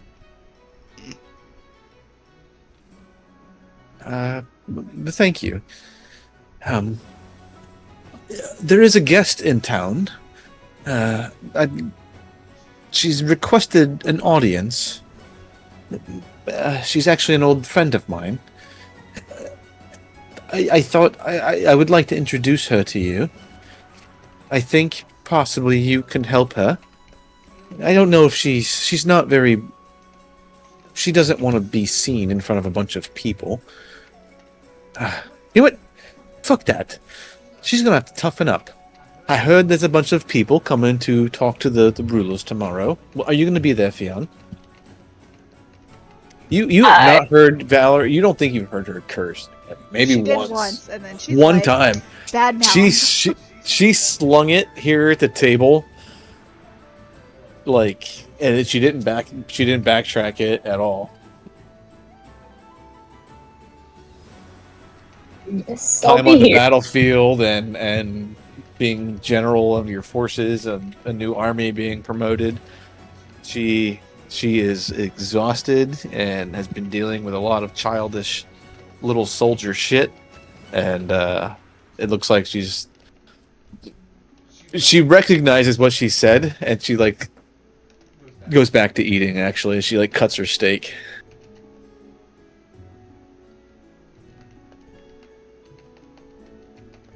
But she has a request.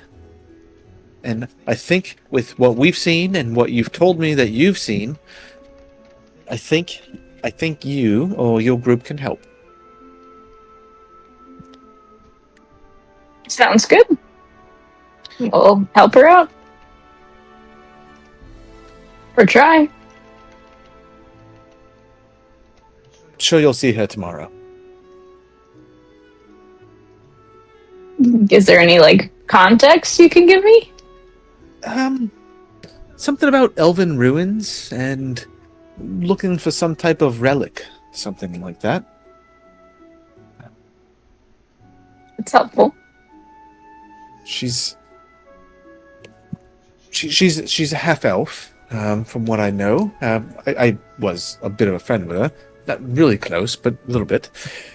And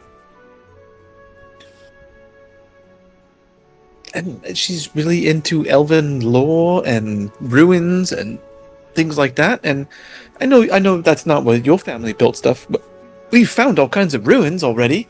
The vampire. You remember the vampire, Fionn? I couldn't forget him if I tried. Anyways, she's looking for some statue or something like that from an elven ruin. And, well, she wanted to actually have me introduce you to her so she could ask you privately. But, you know what? I'm going to make her come and speak publicly. I mean, whatever you want to do. What do you want to do?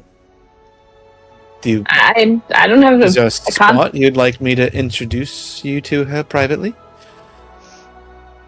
in the main hall's fine. Moves over, like hands on her chin, just watching from the table.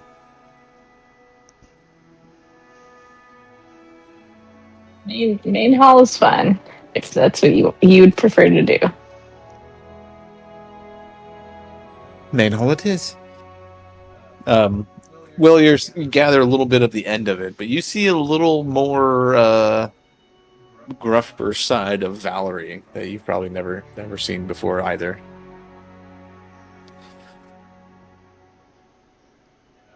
She ate her meal faster than you finished your last third, and she walks up and leaves the room with her plate, and she gives before she does. She says, "Fionn, it is a pleasure as always. Likewise. I'll be in the war room for a little bit, and then my chambers are on the eastern side. I decided to take up the guard post out there. General should Okay. be on watch. I'm sure we could figure out if we could build a carpentry center and then make you a room if you need one. Carpenters are already talking about how the foundation of this building is so deep into this hill that they think they're talking about how to build a castle on top of this, multiple floors, expanding down around into the hill and creating a basement and subfloors and all of that. The carpenters think this site is such a work of art that, well, they're running wild with ideas, but I am excited, to say the least, of the vision that the builders have here. It'd be cool if it was a castle. You know, Valerie, we have a very nice spare room. What? Well, yeah, here. I mean, obviously, there's the quarters, that you guys are welcome to. It's a little cramped, but, I mean, a woman of your stature in our kingdom serving such a great role. I mean, you... The one with the book and the shield and the little religious altar there? Yeah. That's actually so Valerie. I mean, it is perfect for you, and you deserve, that peaceful sleep. And I mean, come on, let me show you the room. You see her pause for a half a moment. If you insist. Oh, I do. I absolutely do. And you lead her over there to the bedroom on the west side, just south of Fionn's. Yep. Which is also right next to the war room, this is like where she probably would set up a little bunk in the war room if it was okay.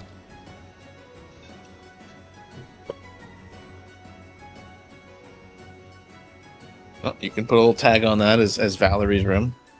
You like that? Yeah, oh yeah. It's cool. Oh boy.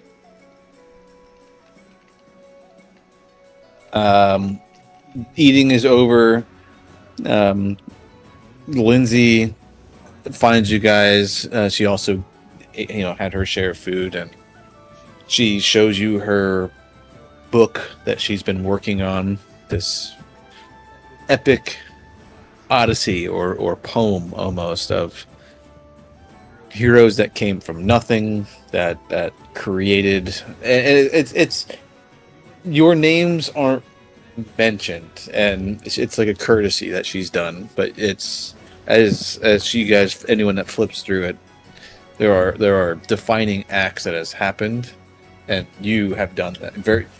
Dizzy has done this. Aldrich has done that act. The dragon conflict rising up out of the acidic, poisonous floor in the swamp. She basically is reviewing it and seeing, asking for confirmation if this is okay to publish, and just trying to involve you in her tale about you guys.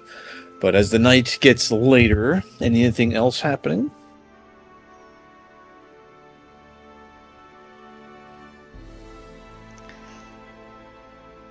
Nope. Willow's just setting Valerie and Fion up for success. And entertainment. You are Hashtag popcorn. you are a genius. Listen, if y'all are gonna have double beds, y'all better be doing activities that deserve the double beds, alright? That's all I'm saying. You should have thought about your bed when they were all open. We all had an equal chance to have a double bed. You can take my bed. I just wanted the table full of weapons, the weapon rack, and No, the dump. this room is perfect. I mean, it's perfect for Willow. It's good. And technically, I'm a tiny person, so there's plenty of room. Lindsay can share. Yeah. Lindsay's more than welcome to share my room. What about Harem? He can sleep in the church. It's tough but fair. Morning breakfast comes and goes. You guys go about some various duties. Morning duties after coffee. You do see, we'll say Oak. You're the warden, I believe. Yes. Easier. There is a big central, post, a couple hundred, about 100 feet outside of Town Hall. And there's basically for people exchanging general messages. They want to post a flyer about a new thing in town. They want, a new performance or a bard that has entered the town, and they're going to be performing publicly, or a farmer has this discount. But occasionally there are wanted posters that show up there. Okay. RDR2. Gotcha. And there are some wanted posters.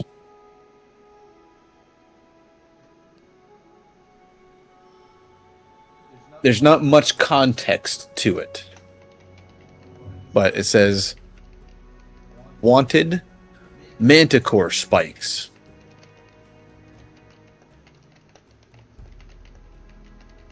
And at the bottom it says Eosis Vermillarian. Jesus. I will copy paste that into, because I probably didn't even say that. Thank you, because I hate Tophonic shit. Vermillarian. Yeah. That guy. What is it, Irish?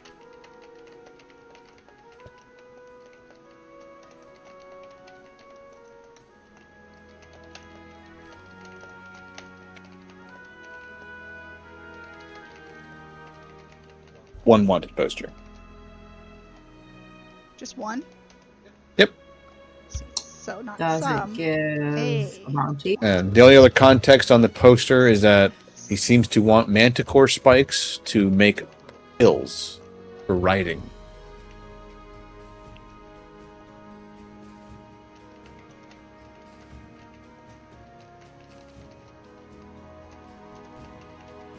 All right. 9 o'clock. We're gonna take a little 3 minute, 4 minute bio, whatever you guys got to do, and then you guys will take your rulership positions, and we're going to do a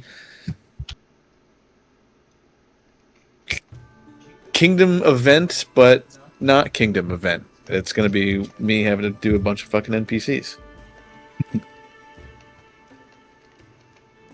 Solid. I think I'm gonna take So, the dog in. Awesome. yeah, do a little bio, pause the stream if you want. We'll be Yep. back here in just 3 to 5 minutes, I folks. will move us to another screen. We'll be back in just a bit.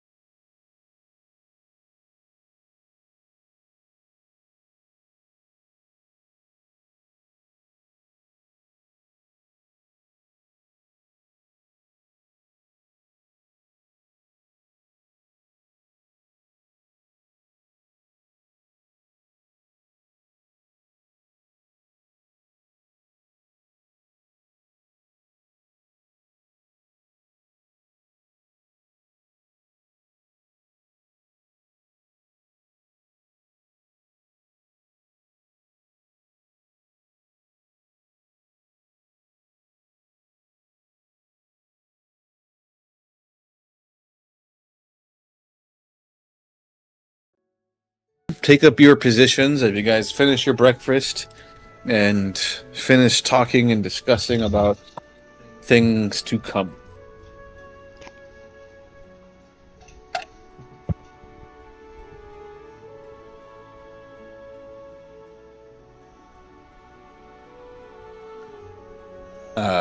Lindsay and Valerie are kind of at the front door.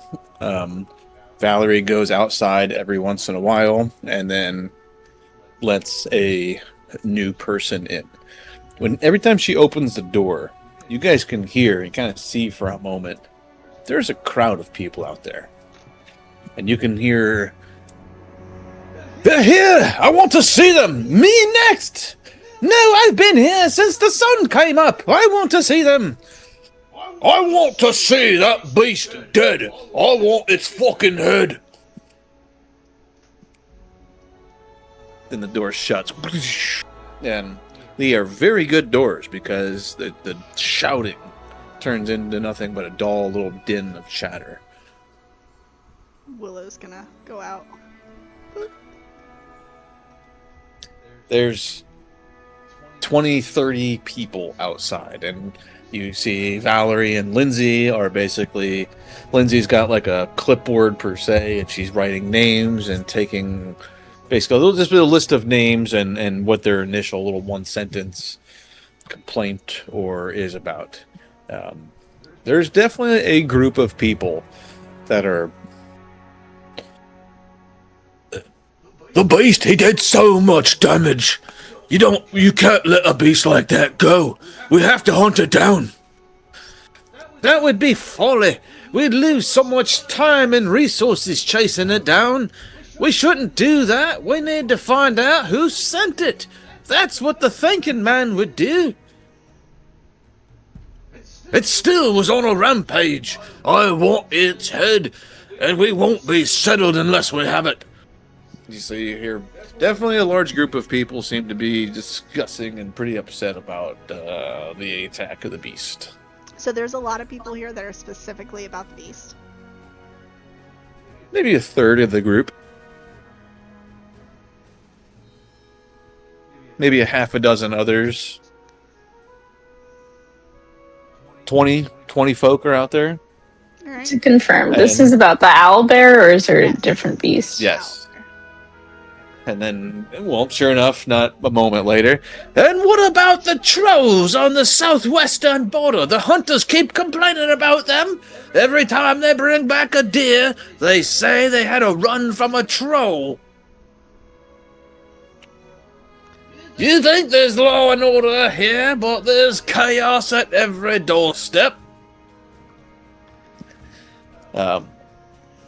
Lindsay does some diplomacy and, does a little cantrip and quickly gets the crowd in order. "All right. Now quickly quiet it down. We ain't going to be seeing anybody unless you guys can get in order. Now who's first?"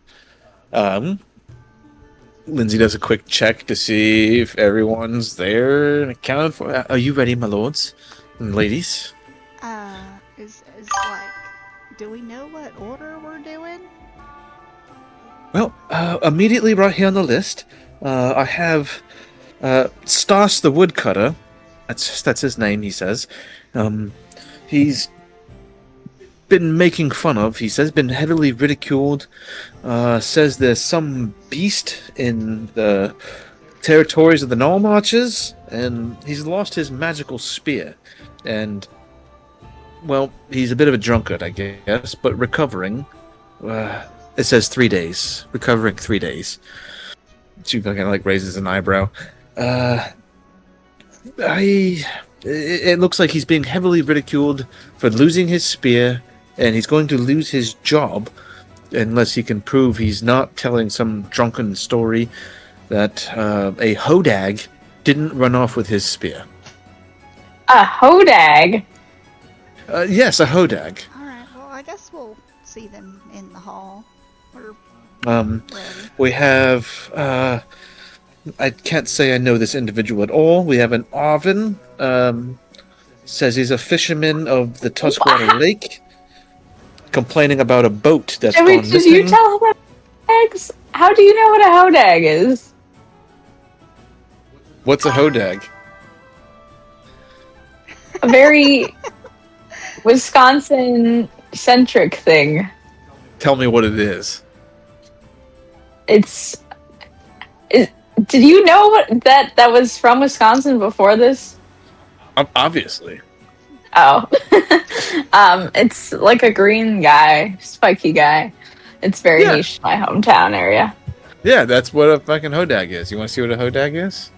I know what a hodag is. Oh, this is Pathfinder hodag. Green, spiky, and scaly and shit. This is more like a lizard. The hodag's cuter. What? Look, the statues are cuter. He's smiling in the statues. This guy can't smile. Anyways, hodag. Yes, a Wisconsin legendary lizard.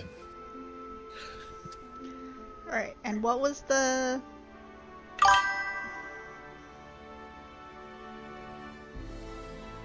So, who do you want to see first? That was pretty dang close. I put a picture. I think of the hodags are cuter. All right, so I'm going to let Stas the woodcutter in, okay? We seems to be some hype about wanting to know about the hodag.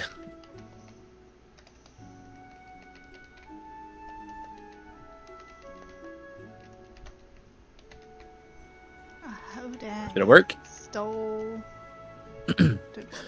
A middle-aged gentleman, growing beard, looks like he's got very calloused hands. Even his clothes today look like they got stained and like sap. Like, this guy's a worker for sure. But he comes in and, hello, my lords and ladies. My name is Stas, and I have a complaint about some of the fellow townsfolk in the area here. They are I'm being ridiculed. Listen, I used to be a drunk, okay? But I'm not anymore. That was like 3 days ago, okay? And I often told tales about big creatures I would see, wild, drunk, campfire tales, But this isn't a tale, my lords and ladies. I was scouting for some new logging sites way out to the west. Way out to the west, possibly further than I should have been. And, I had my father's trusty spear. It was magical in nature. I didn't really know what it did. But this terrifying green creature done jumped out of the rocks on me, and if it wasn't for my terrific reflexes and my battle prowess, I certainly would have died that day. But I threw my spear, it must have been at least half a mile across the river, and I stuck the creature right there in its heart, and it ran off with my spear. Now I'm telling you, this ain't no lie, my lords and ladies. I've been a lumberjack all my life, and if I'm gonna be fired, there's that new lumber site up to the north y'all just built and established. I walk by myself. But I was really hoping to get hired by them folks, and I won't be making any money in this area if I can't prove myself not a madman and a drunk. Hiccups. Yeah, I can't. You don't suppose if you're going out west you can track the hodag down and recover my spear and bring back proof of the hodag that it's dead or something like that.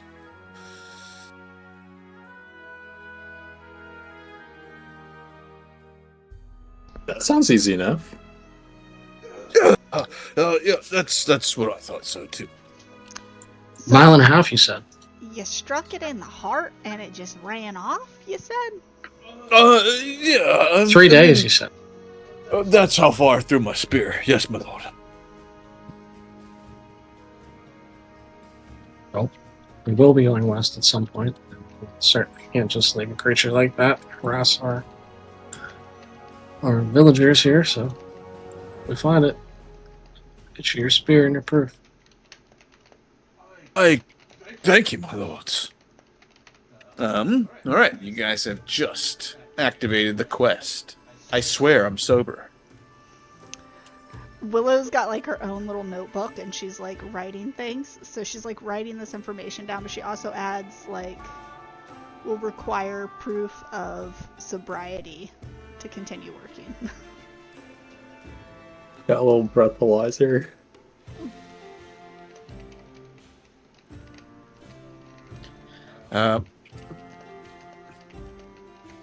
Aldrich, I'm going to put you in the throne. Where's everyone sitting at? Everybody else is in their chair. Oh, we're missing Oak.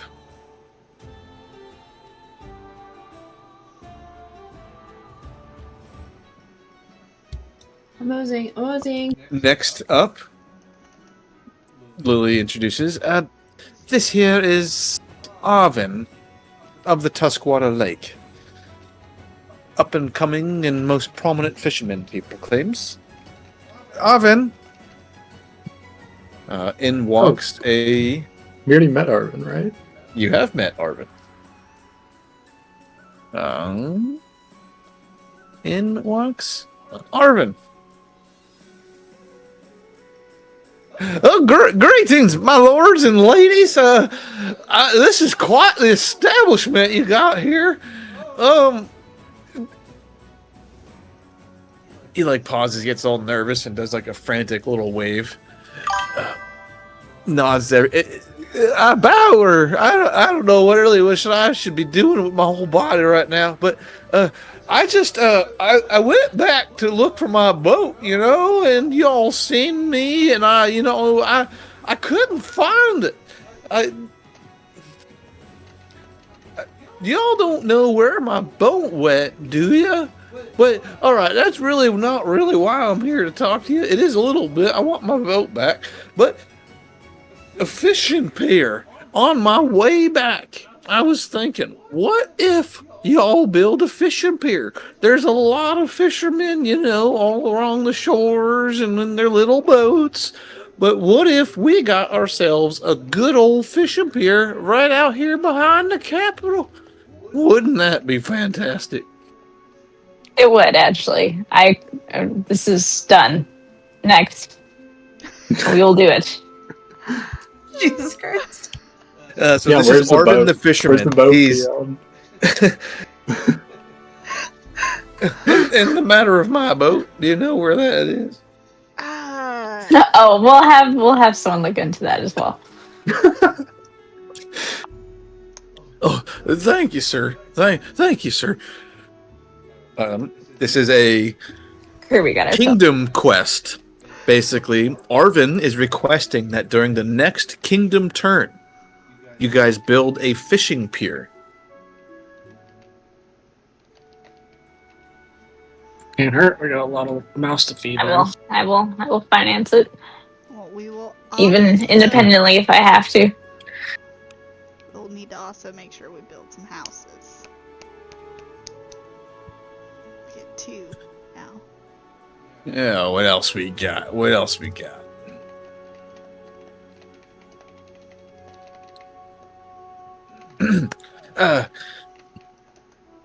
Lindsay like sees Arvin out. I'm sorry, my lords. The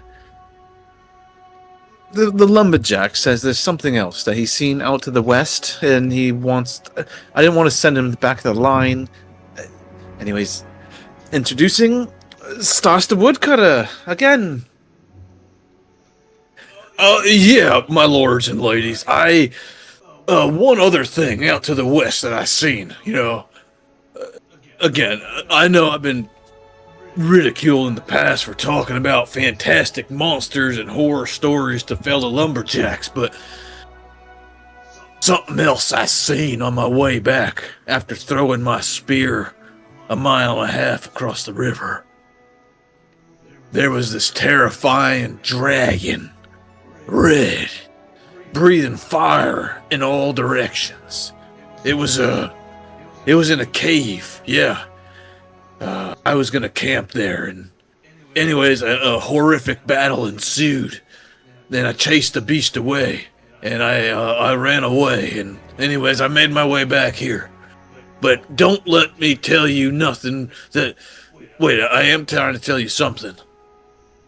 There's a fiery dragon out there, and you better be wary. That's it, my lords and ladies. I'm out. I won't bother you again. There's a fire dragon? I want to cast a spell on this guy before he leaves. Okay. Is it restoration? he Is it a sobriety spell? I'll like walk up to him and just like put my hand on his shoulder, and I'll cast Cleanse Affliction, attempting to remove the alcohol from his blood. I'll just be like, it is. Like, I think by the rules it is. I don't know if that got changed in the remaster, but you put your hand on him for just a moment, and little plants go into his body, and like tiny little like thorns, like not really painful at all, but like pull out any toxins and things in his body, and like what was withering plants and vines from your fingertips like wilt and blacken as they like pull the affliction out. Yes, he had alcohol and even some drugs in his body, but what you see now is a man who has had 30 years of that, but you don't think in this moment he's under the influence. He really thinks he fought and ran from some big fiery dragon. He really thinks that he threw his spear some mythical distance and injured a hodag and ran dozens of miles across the kingdom to make it back by himself. It seems a lot, but he doesn't seem drunk or inebriated. Like you pull out weeks or years of out of his body with this, but after it, He's the same. he seems the same. He doesn't seem drunk or inebriated in this moment. Will is gonna lean And over. no like check needed. He really seems like this is what he saw and believed. He's not lying to you. I like squint my eyes and look up at him, and I'm like, we'll look into it, okay? And thank you, my lord. And if you find my spear, you know what? If you bring it back, I'll just keep it. That'll clear my name.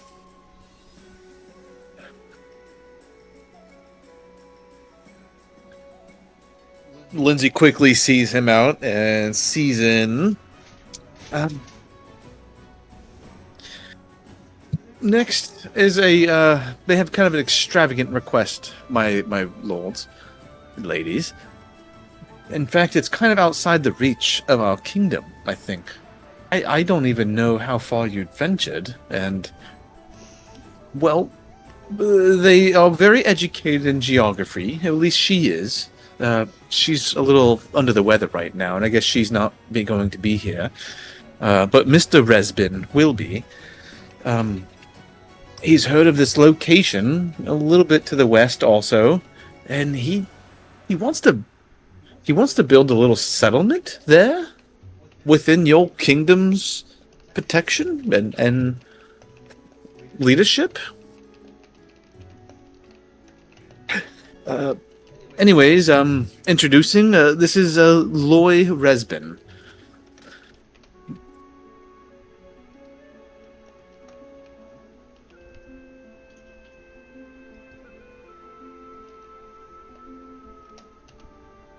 Loy.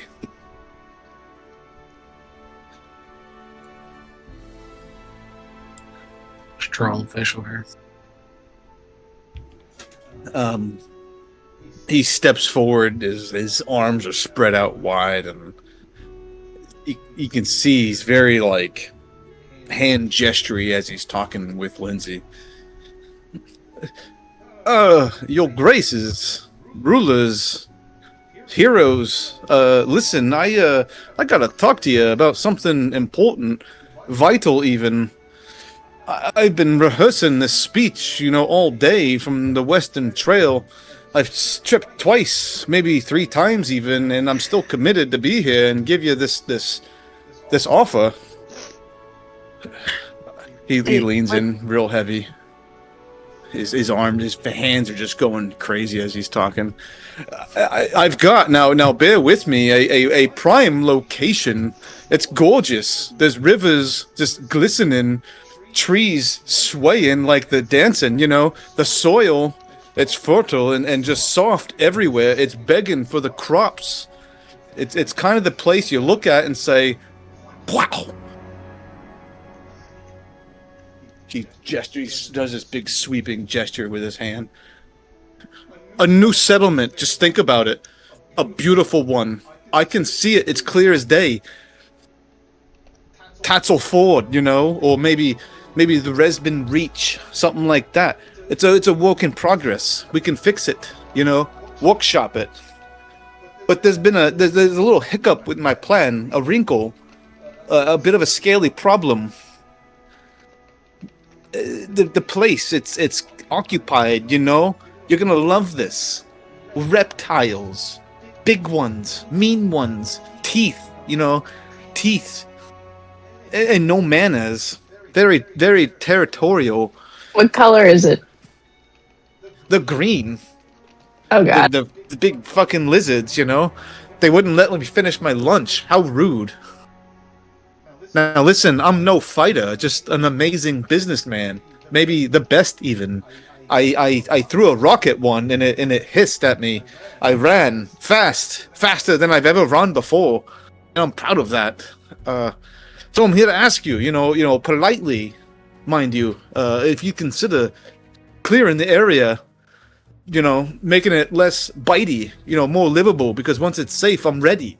I got the money. I got the business acumen, I'll build a settlement with my own 2 hands. Maybe a hammer and some nails or something even. Maybe even know somebody who knows how to build some walls.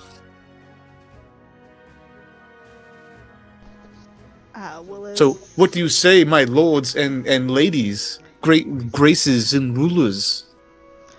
Willow's gonna lean over. Is he referring to our friends that we just set up a treaty with?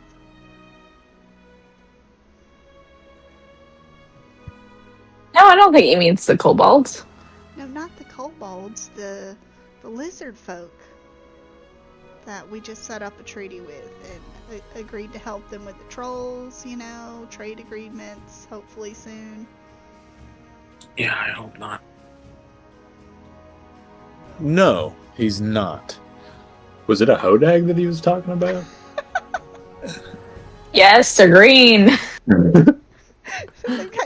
They're green, scaly with teeth. So, coincidentally not.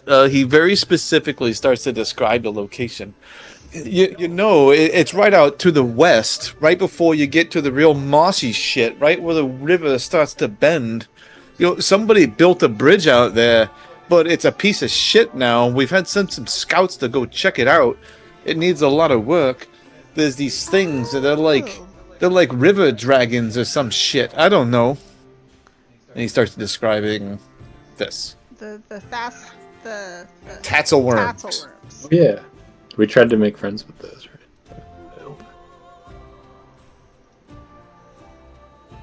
And you also have a quest for a while now from Oleg's trophy. He has been wanting a Tatzelworm head for quite a while.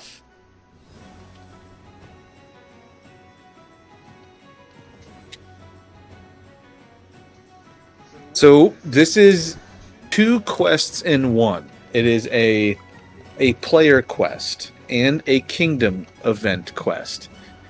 Because what he's asking is that the kingdom tries to establish a new settlement where the Tatzelworm Den is currently. which, if I bring you guys to the Stolen Land map, is right here. Broken Bridge.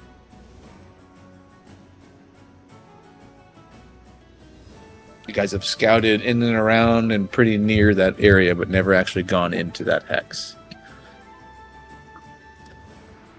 However, if you try to establish a settlement before the tassel worms have been dealt with, it's a huge negative in more drastic failure cases if you don't succeed on the kingdom event to establish a settlement there. So he's asking you to build, to let him build a settlement. He's not necessarily asking you guys to go clear the tassel worms. So currently, he seems to have all the gumption, the money to want to go out there and do it now, during possibly the next kingdom turn.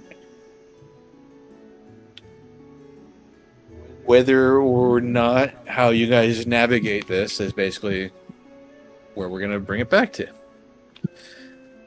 So what do you say, my lords, my ladies?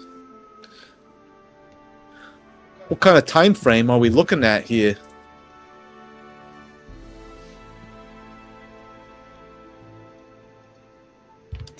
Oak is visibly digging her claws into her shiny new seat, like the arms of it.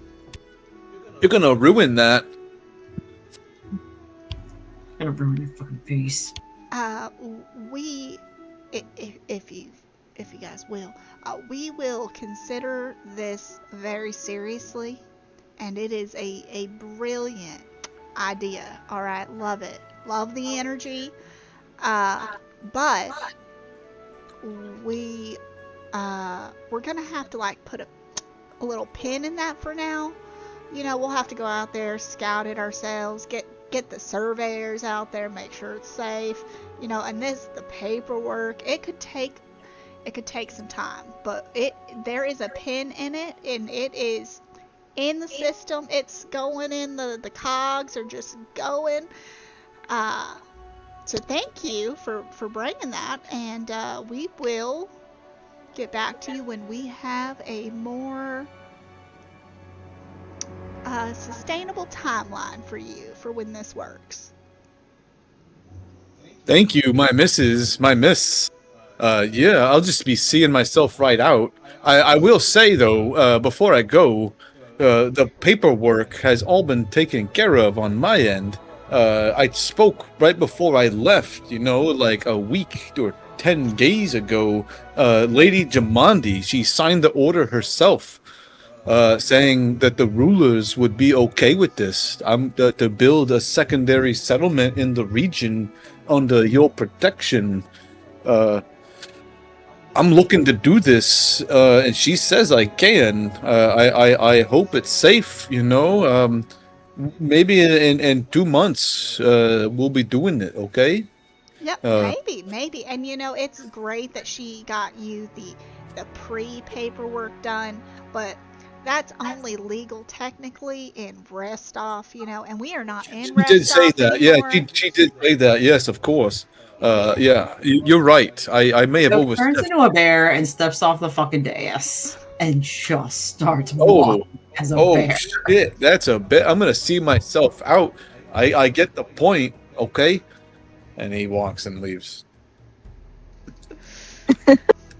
Tassel forward. It's coming. It's coming.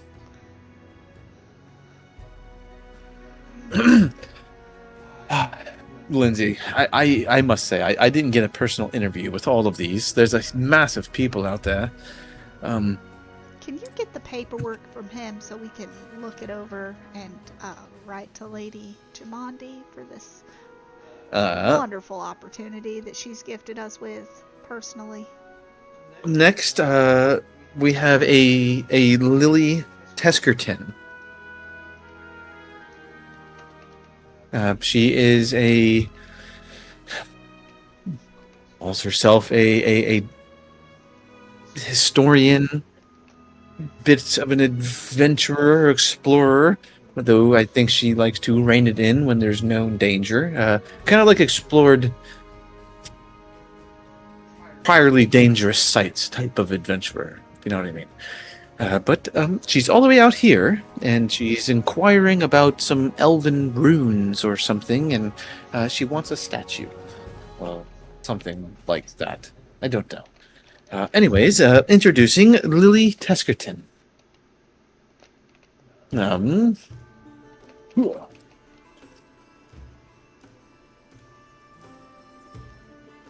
Inside walks a very almost nobly dressed woman, but it's kind of like if a noble woman knew she was going to the road and going to get very dirty. Like the top part, her shirt is like long sleeved, a violet colored.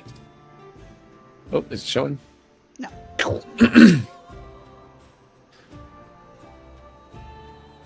Walks in probably 5'10", almost maybe even 6 feet tall, rather thin.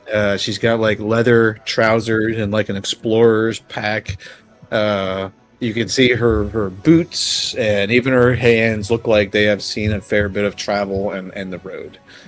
On her back, you see a long, what looks like rifle, very fine, like wood stock, silver engravings all along the end of it, about 5 feet long or so, and there's like some attachments on the end. It looks like a magnification type of attachment.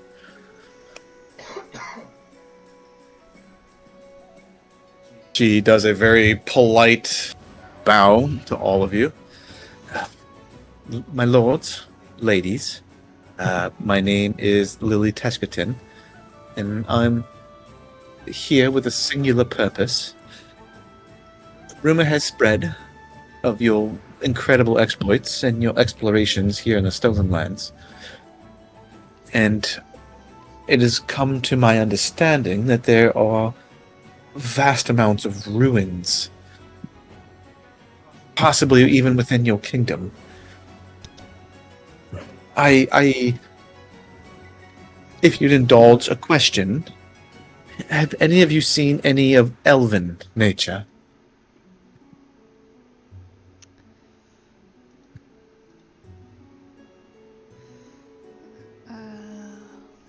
Have we? I don't Not think lately that I can think of. Is there a specific area that you mean around here? The towers and stuff have not been elven. They were like old Taldorian. So no, you don't think so? I think we've seen any.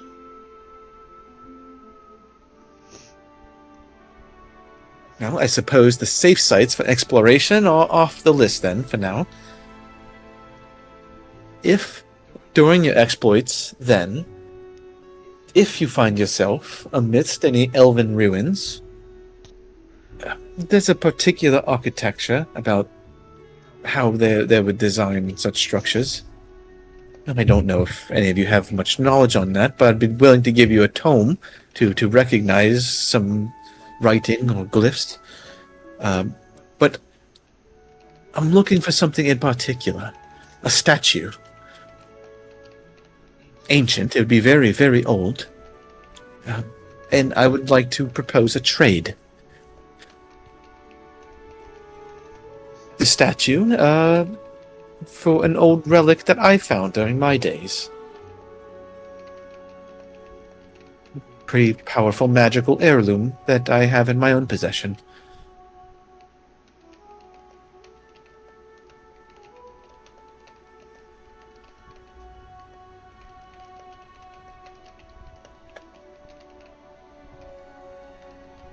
I'm sure we can let you know. I plan to be in the settlement for perhaps a year. You guys do plan on being here a year from now, right? No immediate banditry gonna come swoop this kingdom away or anything. There's no plague here, right?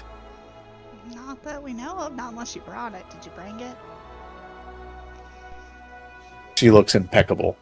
No, she doesn't look like she brought any Well, plague. she's asking stupid questions. She looks like she has 1,000 gold pieces Fair. just around her neck. Well, I would like to invest in the town then a little bit if I'm going to be staying here. Can I commission some better housing?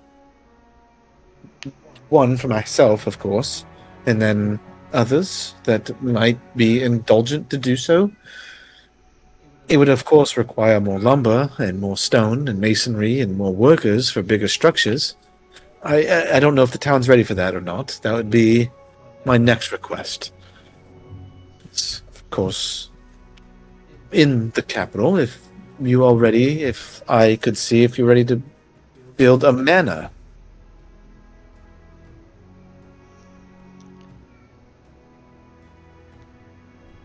So you're getting some requests for kingdom event, kind of kingdom quest type stuff.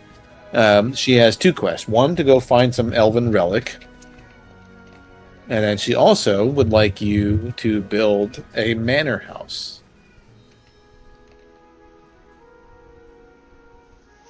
Which I don't see manor. Maybe it must mean mansion. That's spicy. That's level 5. Yeah, bitches got some fucking. Upgrade from houses. You got to upgrade your houses to a mansion. Hey, Kingdom level 4, almost 5. You guys are getting into to some more stuff. And listen, these are quests. Not like these all have to be resolved. The only one that you guys have been asked to possibly resolve is Arvin has asked you to build a pier. Kind of like there's been big requests. Fishermen are all wanting a pier. Everyone don't have the resources to have a boat and then go out in the lake. Fishermen are flocking. We need a place to fish. Build us a pier soon. We do not have boating, which is what's required to build it. Well, it's the role we'll have to do. We're not trained in it. Anyway.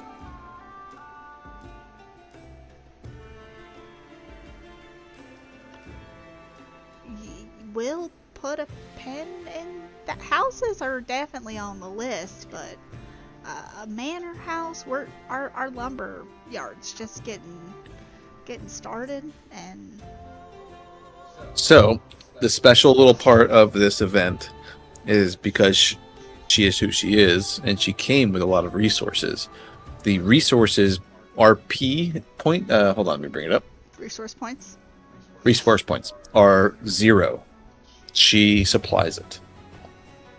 Oh yeah, but that's just the resource points. That's not all of the fucking wood and luxuries and stone that we don't have. We can only hold a max of. Well, we could only hold a max of 4. Maybe it's gone up now. I'm just saying, these are quests that you guys are getting. It don't have to be all immediate or anything. These are citizens, prominent citizens are coming to your kingdom. Okay? And they are we still can only looking hold 4 to you of these. guys to go in different directions. She wants fancy housing. Arvin wants a fishing pier. You guys need any type of housing. It's not going to end. All right? People are going to want more shit. Resbins want a new settlement fucking built. All right? How does that go up? What? The commodities are capped at 4. We just leveled up, but the commodities are still capped at 4. So we can't even build something like that because we can only ever hold a max of 4.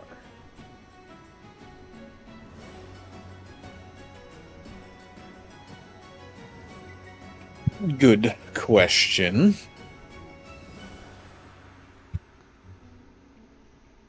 Not to derail us, sorry. Well, I'll put a pin in that and we'll look into it later. How about that? No, I think I did read. Yeah. Anyone else saying anything with Lily here?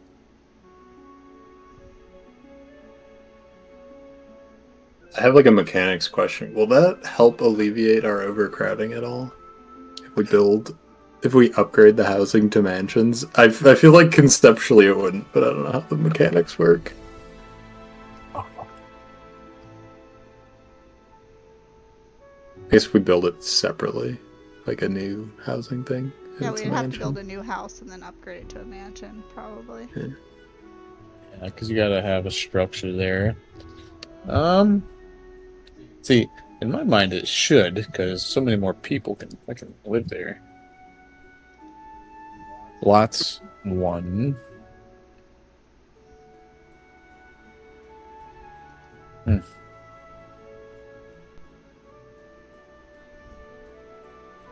Yeah, I don't know. Things to look into. Yeah. Next up, Lindsay. Sorry, guys. This is a lot. People have been wanting to talk to their rulers.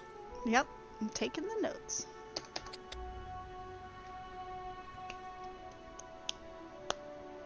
There's a way I can fast track most of this, but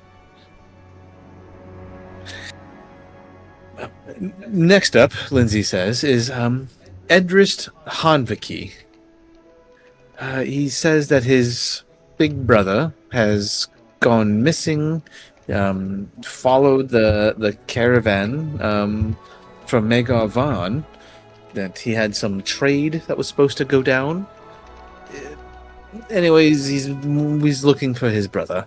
I introduce Edrist Hanviki.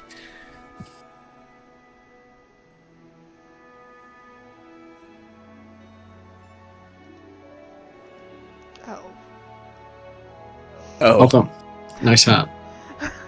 Sorry. the rulers say, oh. Oh. Nice that concerning chin. I had my notes open, so I was blocking that. I don't know why. That just wasn't. I wasn't prepared. Yes, of course. My leaders here of Stag's Hold. My brother, Temin, has recently traveled to Von Hold to seal a deal with the village gem cutter. Alas, he's been missing for days. He should have been turned like a week ago. I must find my brother's fate, or whatever has befallen him, and if he has died, most unfortunately. He always refuses to go with guards, says that the heavy armor slows them down. He wishes to travel. He does like little feet with his fingers, all like someone's running. He wishes to travel quickly upon the road. I implore you, find my brother, or what remains of him, and I shall reward you incredibly. And I'm sure you've heard of me. I am a traveling merchant about to make my break any day now. It's coming, I assure you. I am going to strike gold, literally. Can I Do an you want to insight check strike on him? gold? Find my brother. Is insight still? Is that a thing here? No. We'll do it. Oh, At some point. thank you. Thank you. What is it? Spoken like a true leader right there, that one. Just so dominantly, of course. Yes, an incredible reward awaits you. Return my brother, or my brother's brooch. Have you spoken to the leaders of Barnhold? Of course not. It's so far away. You're here, and I'm here. And my brother left from here. Aren't you responsible for finding him and everything that befalls him? We can try. It'd just be nice to know if he actually made it to Varnhold, because then maybe that's on, it just helps with the... That would be a fantastic place to start, and perhaps you should do just that. Contact Von Hold immediately and find out if my brother ever arrived. Oak, stupid bear ass, goes after this one too. Fuck it. Oak chases this one out too. Is that a no? No, Hold on. we will look into it. It's getting, Oh, she's so horrific. She's just drooling and slobbering everywhere. Yeah, that's our warden. Don't mind her. Hey, bring the next one in. Valerie, send a bird to Varnhold and see if they know of what happened to this guy. All right. Lindsay quickly ushers him out. I have a bunch of Lindsay's. quests. They're going to all pop. Your quest log's going to be rather populated here in a little bit. Next in, she sees, before she does a little description. The last singular guest is Jammery Jaboskin. He's a traveling cook, in fact, and it seems that he has run short on coin and recipe, and he likes to do things differently. He says, well, let me just introduce you to him. Jammery Jaboskin. And a feller that comes in looks like this. You already know he looks like you said felt. Oh, no, I didn't expect that.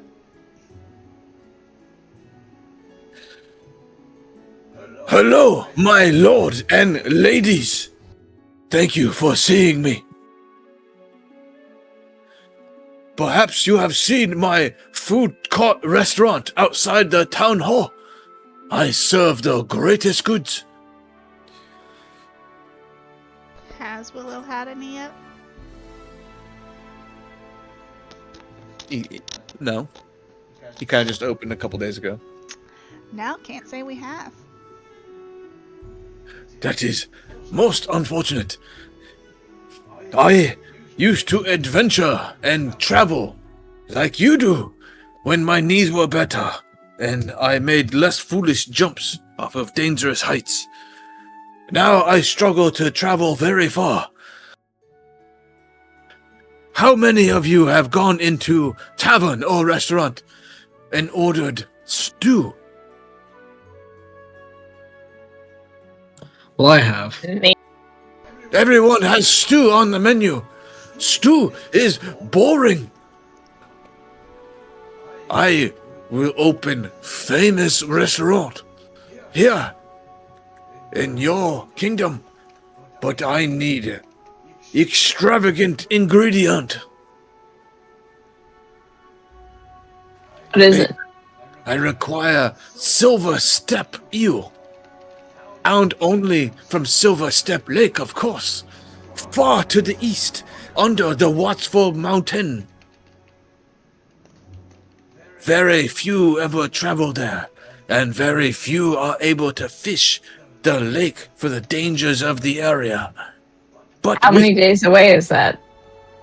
we'll pop you guys to Stolen Lands map. Lake Silver Step is this big lake to the east. Oh, That it looks like a dragon. 30 days away. Yeah, that looks safe. Yeah, well, by horse, it's probably 3.5 days.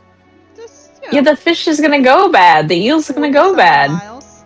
No, they will not, because I provide you with special item if you accept my request. Yeti cooler What's the with item? ice. Is it like a freezer? It is bag of colding. Oh my my god. It is an amazing item. It keep everything you put in it ice cold and preserve immediately. I can't say no to a fancy bag. No, we need that bag for sure. This goes to the top of the list. That's I the need direction of the back. owl bear too. But you give me eel, I give you back. You return eel to me. When we need the bag to get the eel? We'll take bag. Put eel in bag after glorious fishing attempt. Bring eel back to me. Then I give you bag of colding back. Does anybody know how to do this fishing? What about that one guy? Arvin? Yeah. I don't know if I can travel like a week with Arvin. Listen, guys, I can only do so many voices, and I gotta assign them to NPCs. And you know what? Get fucked if you don't like it, because I only got so many. I gotta keep. I had to do a shitty What's his name just now? Walking. Yeah. Yeah, was that Walken or the Pink Panther? I couldn't Christopher figure it out. Yeah, shitty Christopher Walken. Ooh, you come a little closer, I'll stab you in the face with a soldering iron. Is he from New York or New Jersey? What's his deal again? He's from Restov. He's from parts unknown. Oh my god. All right, so you have seen. You guys are dealing with Jammery right now, a traveling cook that has just arrived and he has a food cart / wagon set up about 100 feet outside the town hall right now.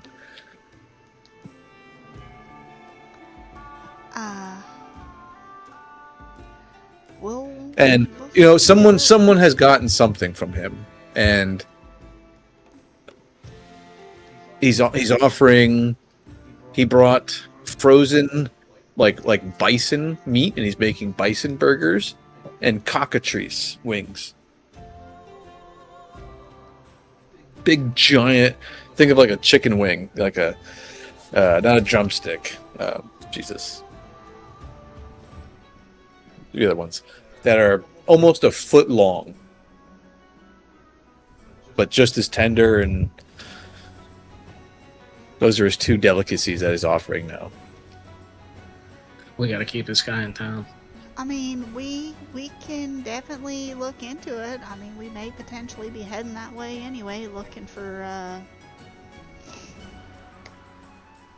No, I need more than me.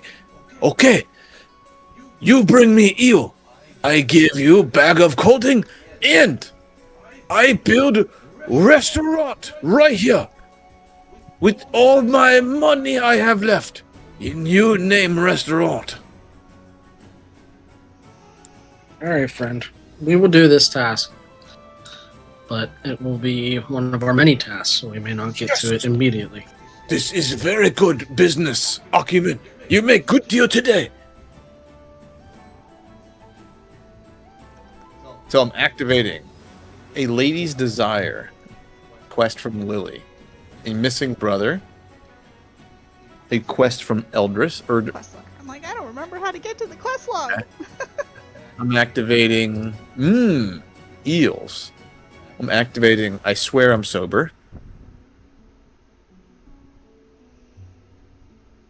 Oh, do we have to actually kill her? I'm activating troll sling. And last but not least is as Lindsay sees the last singular guest out, she opens the door to see him out, and the other door burst inward, and there is a crowd of people. 12 people suddenly surge inward. We've been waiting long enough. We will see them, and we will see them now. They didn't lose their homes. We lost ours, and we want the beast dead. Tell them. Do I tell them? You there? My lords, most respectfully.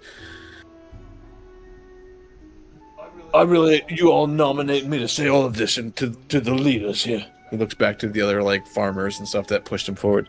Fuck. Alright, we want the beast dead, my lord. That's the short and simple of it. The townsfolk, the local farmers, they've all come to me, hundreds of them.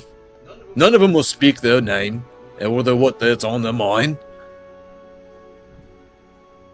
But they all decided that they don't want a beast of that type of power and rampage just wandering around. Well, we got good news for you. We don't have the beast's head, but it's not just wandering around here. And I'll kind of run him through what we know. I'll just be kind of transparent that it came from at least several days' ride away, and we're investigating what caused it to come here. But it wasn't. We think it was an enemy that would have sent it here, and not just a random beast that strolled in. So they don't have anything to worry about the local wildlife. You tell them you think it was something compelled it to do it. Yes. Give me a. Jeez, I just played Dungeons and Dragons last night with my kids, and there's skill crossover. Give me a diplomacy roll. My assistant. That's a hero Yes. point. That's a hero point. Yes, I will. That's amazing. Wait, I can roll. For Aldrich assisting, I'll give you a +2 to your bonus, which is actually good because I was looking for a 20. Why didn't you have me roll? I read today. I went on the owlbear mission, and I was the one that talked to him. So. So what you're saying is the beast ain't going to attack again anytime soon. We just have to worry about something more powerful that can control the beast and isn't planning our demise just yet. And we should be more comfortable about that. He looks over his shoulder at his farmers, and a lot of them shrug, and it doesn't take much to commit, to convince the general populace here right now. And all right, we can accept that for now. Just we're gonna be checking in on you, making sure you're following up on whoever is the thing. You're fantastic leaders. We're not gonna be checking up on nothing. We'll see you in like a month or so for a town meeting or something. Good day, my sirs and ladies. I think the other thing Dizzy would add is that the problem is like political. Like we're growing so fast, so the people are jealous, right? And they want to bring us down. So keep up the good work. We are doing good work, aren't we? And they should be jealous. Look at this place.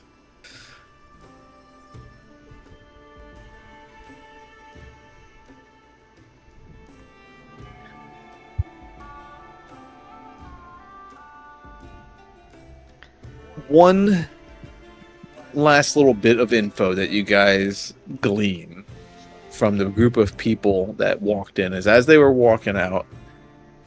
Oh, aren't you even going to tell them about the Swamp Witch? You didn't tell them about the Swamp Witch! She's so old and so powerful, and her magics are just horrific. And they walk out.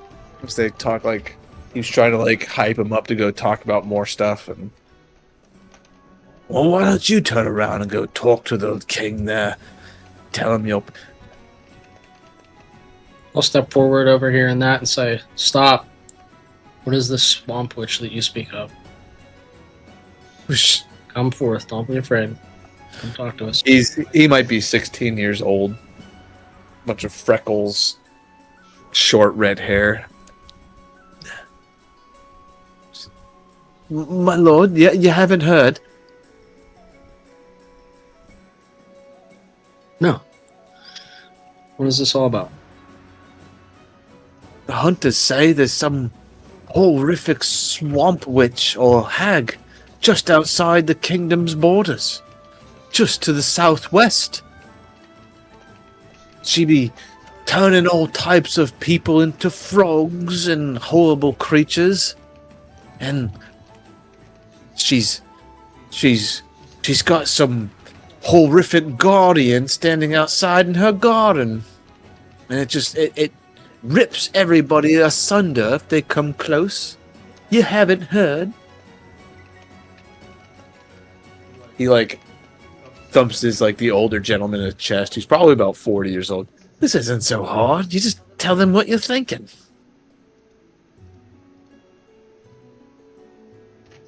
It's not like he's gonna chop me head off. You're not gonna chop me head off, are you, sir? No, of course not. We're here to serve you guys just as much as anyone else. This is our town and you're all part of it. Well, the folk also be scared of this swamp witch. And I will say I've seen a lot more frogs on the shores of the Tuskwater Lake lately.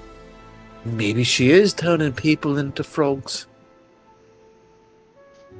If I show you this map, can you show me right on here where this swamp witch lives? Absolutely. I'll lay my map out on the floor and call him over. Hold on. And let me you get have come this way. my pen. You have come this way once, and you remember seeing a crooked, broken sign, barely like visible in like a swampy, low part of the area, like where the lake gets low. And it said something to the effect of like had like a skull on it and like danger, don't go this way. And it pointed to like this old, overgrown path. Can you point it Where, out like again? trees grew in real close, and you'd have to like duck. You know, if you were over 5 feet, your head would touch these thorny branches, and it looks like something out of some fairy tale, some haunted fucking path in a swampy area. Don't go this way. Yes, I remember this area. Yep. DMOB. Just right there. Okay. just a little bit southwest of you guys. Does this swamp witch ever venture out from her home and harass people?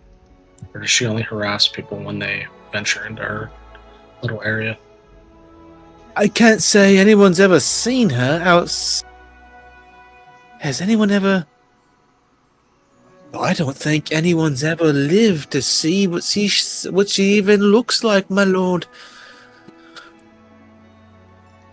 There are some that have said they go to seek her out when people are really sick and nothing else can cure them.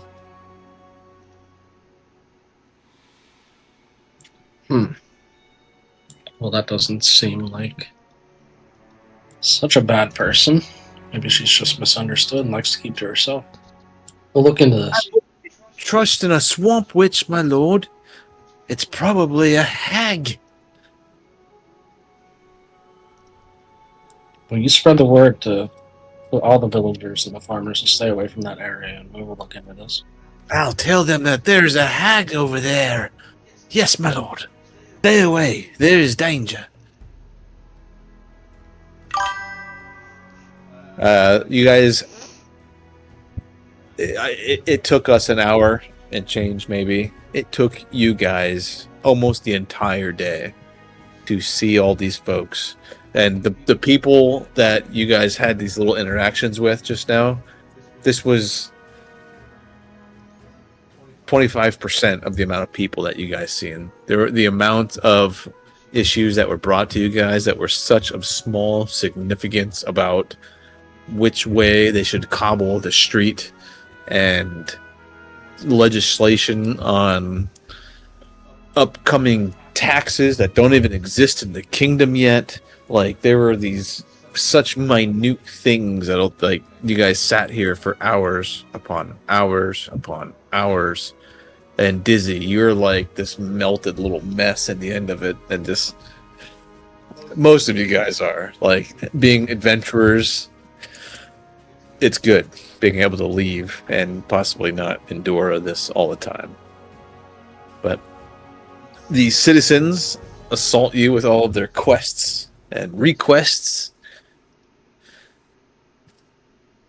And then they leave you to your peace. You guys have the rest of as much downtime as you guys want to decide where you're going. Where's the next step? Where do you guys go from here?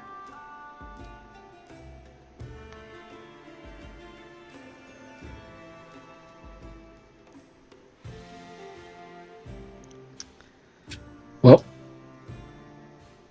I'll look at the quest log and think what makes sense.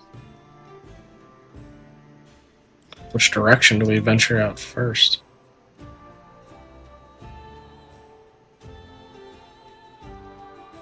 East to the owlbear, southwest towards trolls, witches, and lizard folk, directly west towards the tassel worms and Where's our quest log at? I can't even remember. it's on the journals tab, and then scroll down to the bottom. Oh, There's a right. quest Oh, log. gotcha. Yep. So which missions were like kind of time sensitive? Any of them? Wasn't there one that we needed to kind of finish before our next? No, the only one really was a kingdom related thing, and it Right. was That was the Arvin dock, wanted you right? guys to build up here. Yeah. Yeah. Okay. The troll slaying, there's an ongoing kingdom event that basically every kingdom turn you guys have, there's unrest gets built until the trolls are dealt with. The eels are far to the west, also all the way by the lake. The east, yeah. Yep. The I swear I'm sober. Is west. A missing brother is part of the east. Yeah, you guys got east and two opposite directions, really. Yep. East So and west it and really south. comes down to follow up on the owlbear, head east, chase it to its lair, and follow up on your citizens' wishes to hunt this beast down. Or you go the opposite direction, like southwest, towards the swamp witch, towards the lizard folk, towards the trolls. And there's also the fiery dragon that the one guy described. Also west. Yep. Oh yeah, wanted.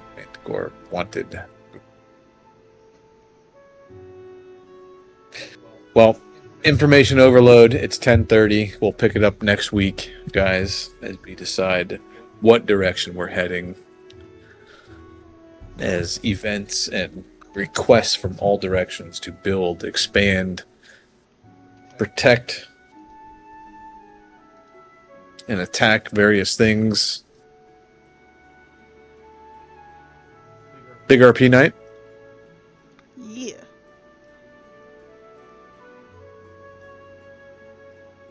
Fun stuff. Definitely. We got plenty to do now. Well, I had someone else to do recap. I'm like, I got all these fucking NPCs to do tonight. They have their town hall. Now they get to be.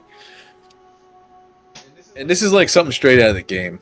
I don't know if anyone's ever played it, but there's like these scenes in the Steam game where like you're all sitting in this room. It looks like this room, and you have to make all these decisions.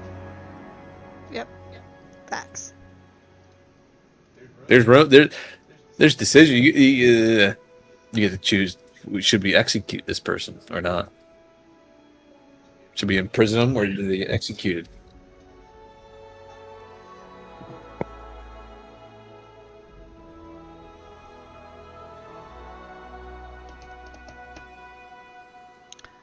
I don't know if you saw it, but I posted the rules relating to the max storage size. So once we become a province, our commodity storage increases. A providence? Oh, A Jesus, province? that's forever growth size. So size, that means how many tiles your kingdom is. I think you have 6. 6? Is it? I thought it was 7. Is Yeah, it so- is it a hex 1, 2, per 3, tile? Yeah. 4, 5, 6. Yeah, so 7. size indicates how many hexes your kingdom is. We have 7. So I guess it's not forever away, but No. And your resource dice goes up? That's probably next kingdom turn, right? It could be. getting 3 more. Oh, 2 more. Oh, it's 3 more. I guess 2 kingdom turns away. you guys are supposed to get 20 XP per NPC you navigate with here. So 20, 40, 60, 80, 100, 120, 40, 160. 160 XPs if everyone is still in game. Everyone gets. I'll write it down for those that don't. What's that put us at? 260. Did I do the math? Get 216, yeah. And then your kingdom actually gets the same also.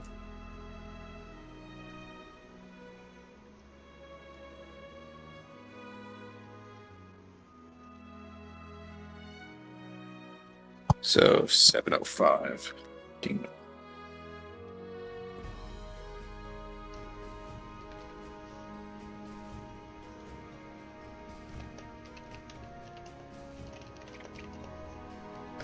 Expand your village into your first town is 60 XP.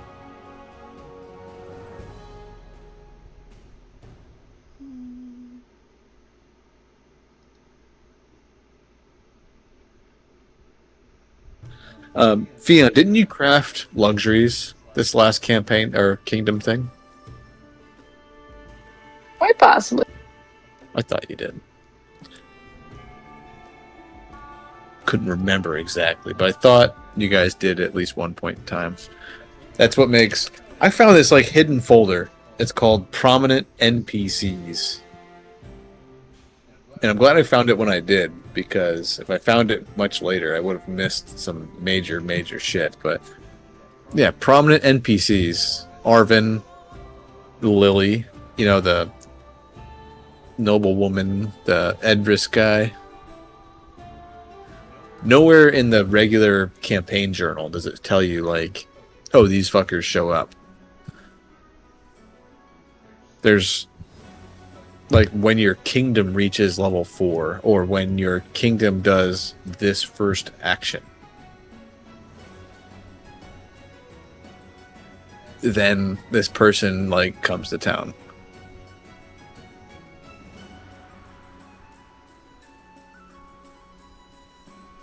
Oh, so like the fancy lady and stuff. Yeah, all these different things. Arvin is when you build a settlement on a lake. Lily is when you do your first craft luxuries or you build a manor house. Stas the woodcutter is when you build a lumber yard or a lumber camp at like somewhere in your kingdom. Erdist is when he shows up 1 month after you establish your kingdom. He's supposed to be like, oh, my brother is missing, help me. The cook shows up once your kingdom is level 4, so that just happened. Loy, who's looking to make Tatzel forward, he is supposed to show up, you know, when you explore the area of where the Tatzel worms are, or find out about the area in general, which was fucking 6 sessions ago or something. It's been a minute. Yeah. Oh, I had So, fun. hidden folder. Yep. I did share the quest log, so it's there for people out of game to like look at, so we can stew. Lindsay, was it that bad? Was it really bad? You had to get rid of it. I think it was the fact that he was coming across it wasn't the accent, he just sounded like a fucking dumbass, and I do not truck that shit, so. And he was arrogant. He was coming across as arrogant and also at the same time like really fucking stupid. And doubling on that, how dare you be fucking arrogant if you're gonna be fucking stupid? So yeah, I don't know. He rubbed me the wrong way. He's a good businessman, though. I'll drown him. I don't give a fuck what he is. I'll drown him. Calm down, Warden. It seems like Loy was not appreciated very much, and then Arvin. No one likes Arvin. Poor Arvin. I didn't have a problem with anybody. No, I do like Arvin. I like Arvin. Except for... I mean, it's fine. I am going to close the stream, though. Ooh, it's time to end the session. I want to thank everybody for joining us tonight. We had a lot of fun, and we appreciate the support. Wow. Night, guys. Hey,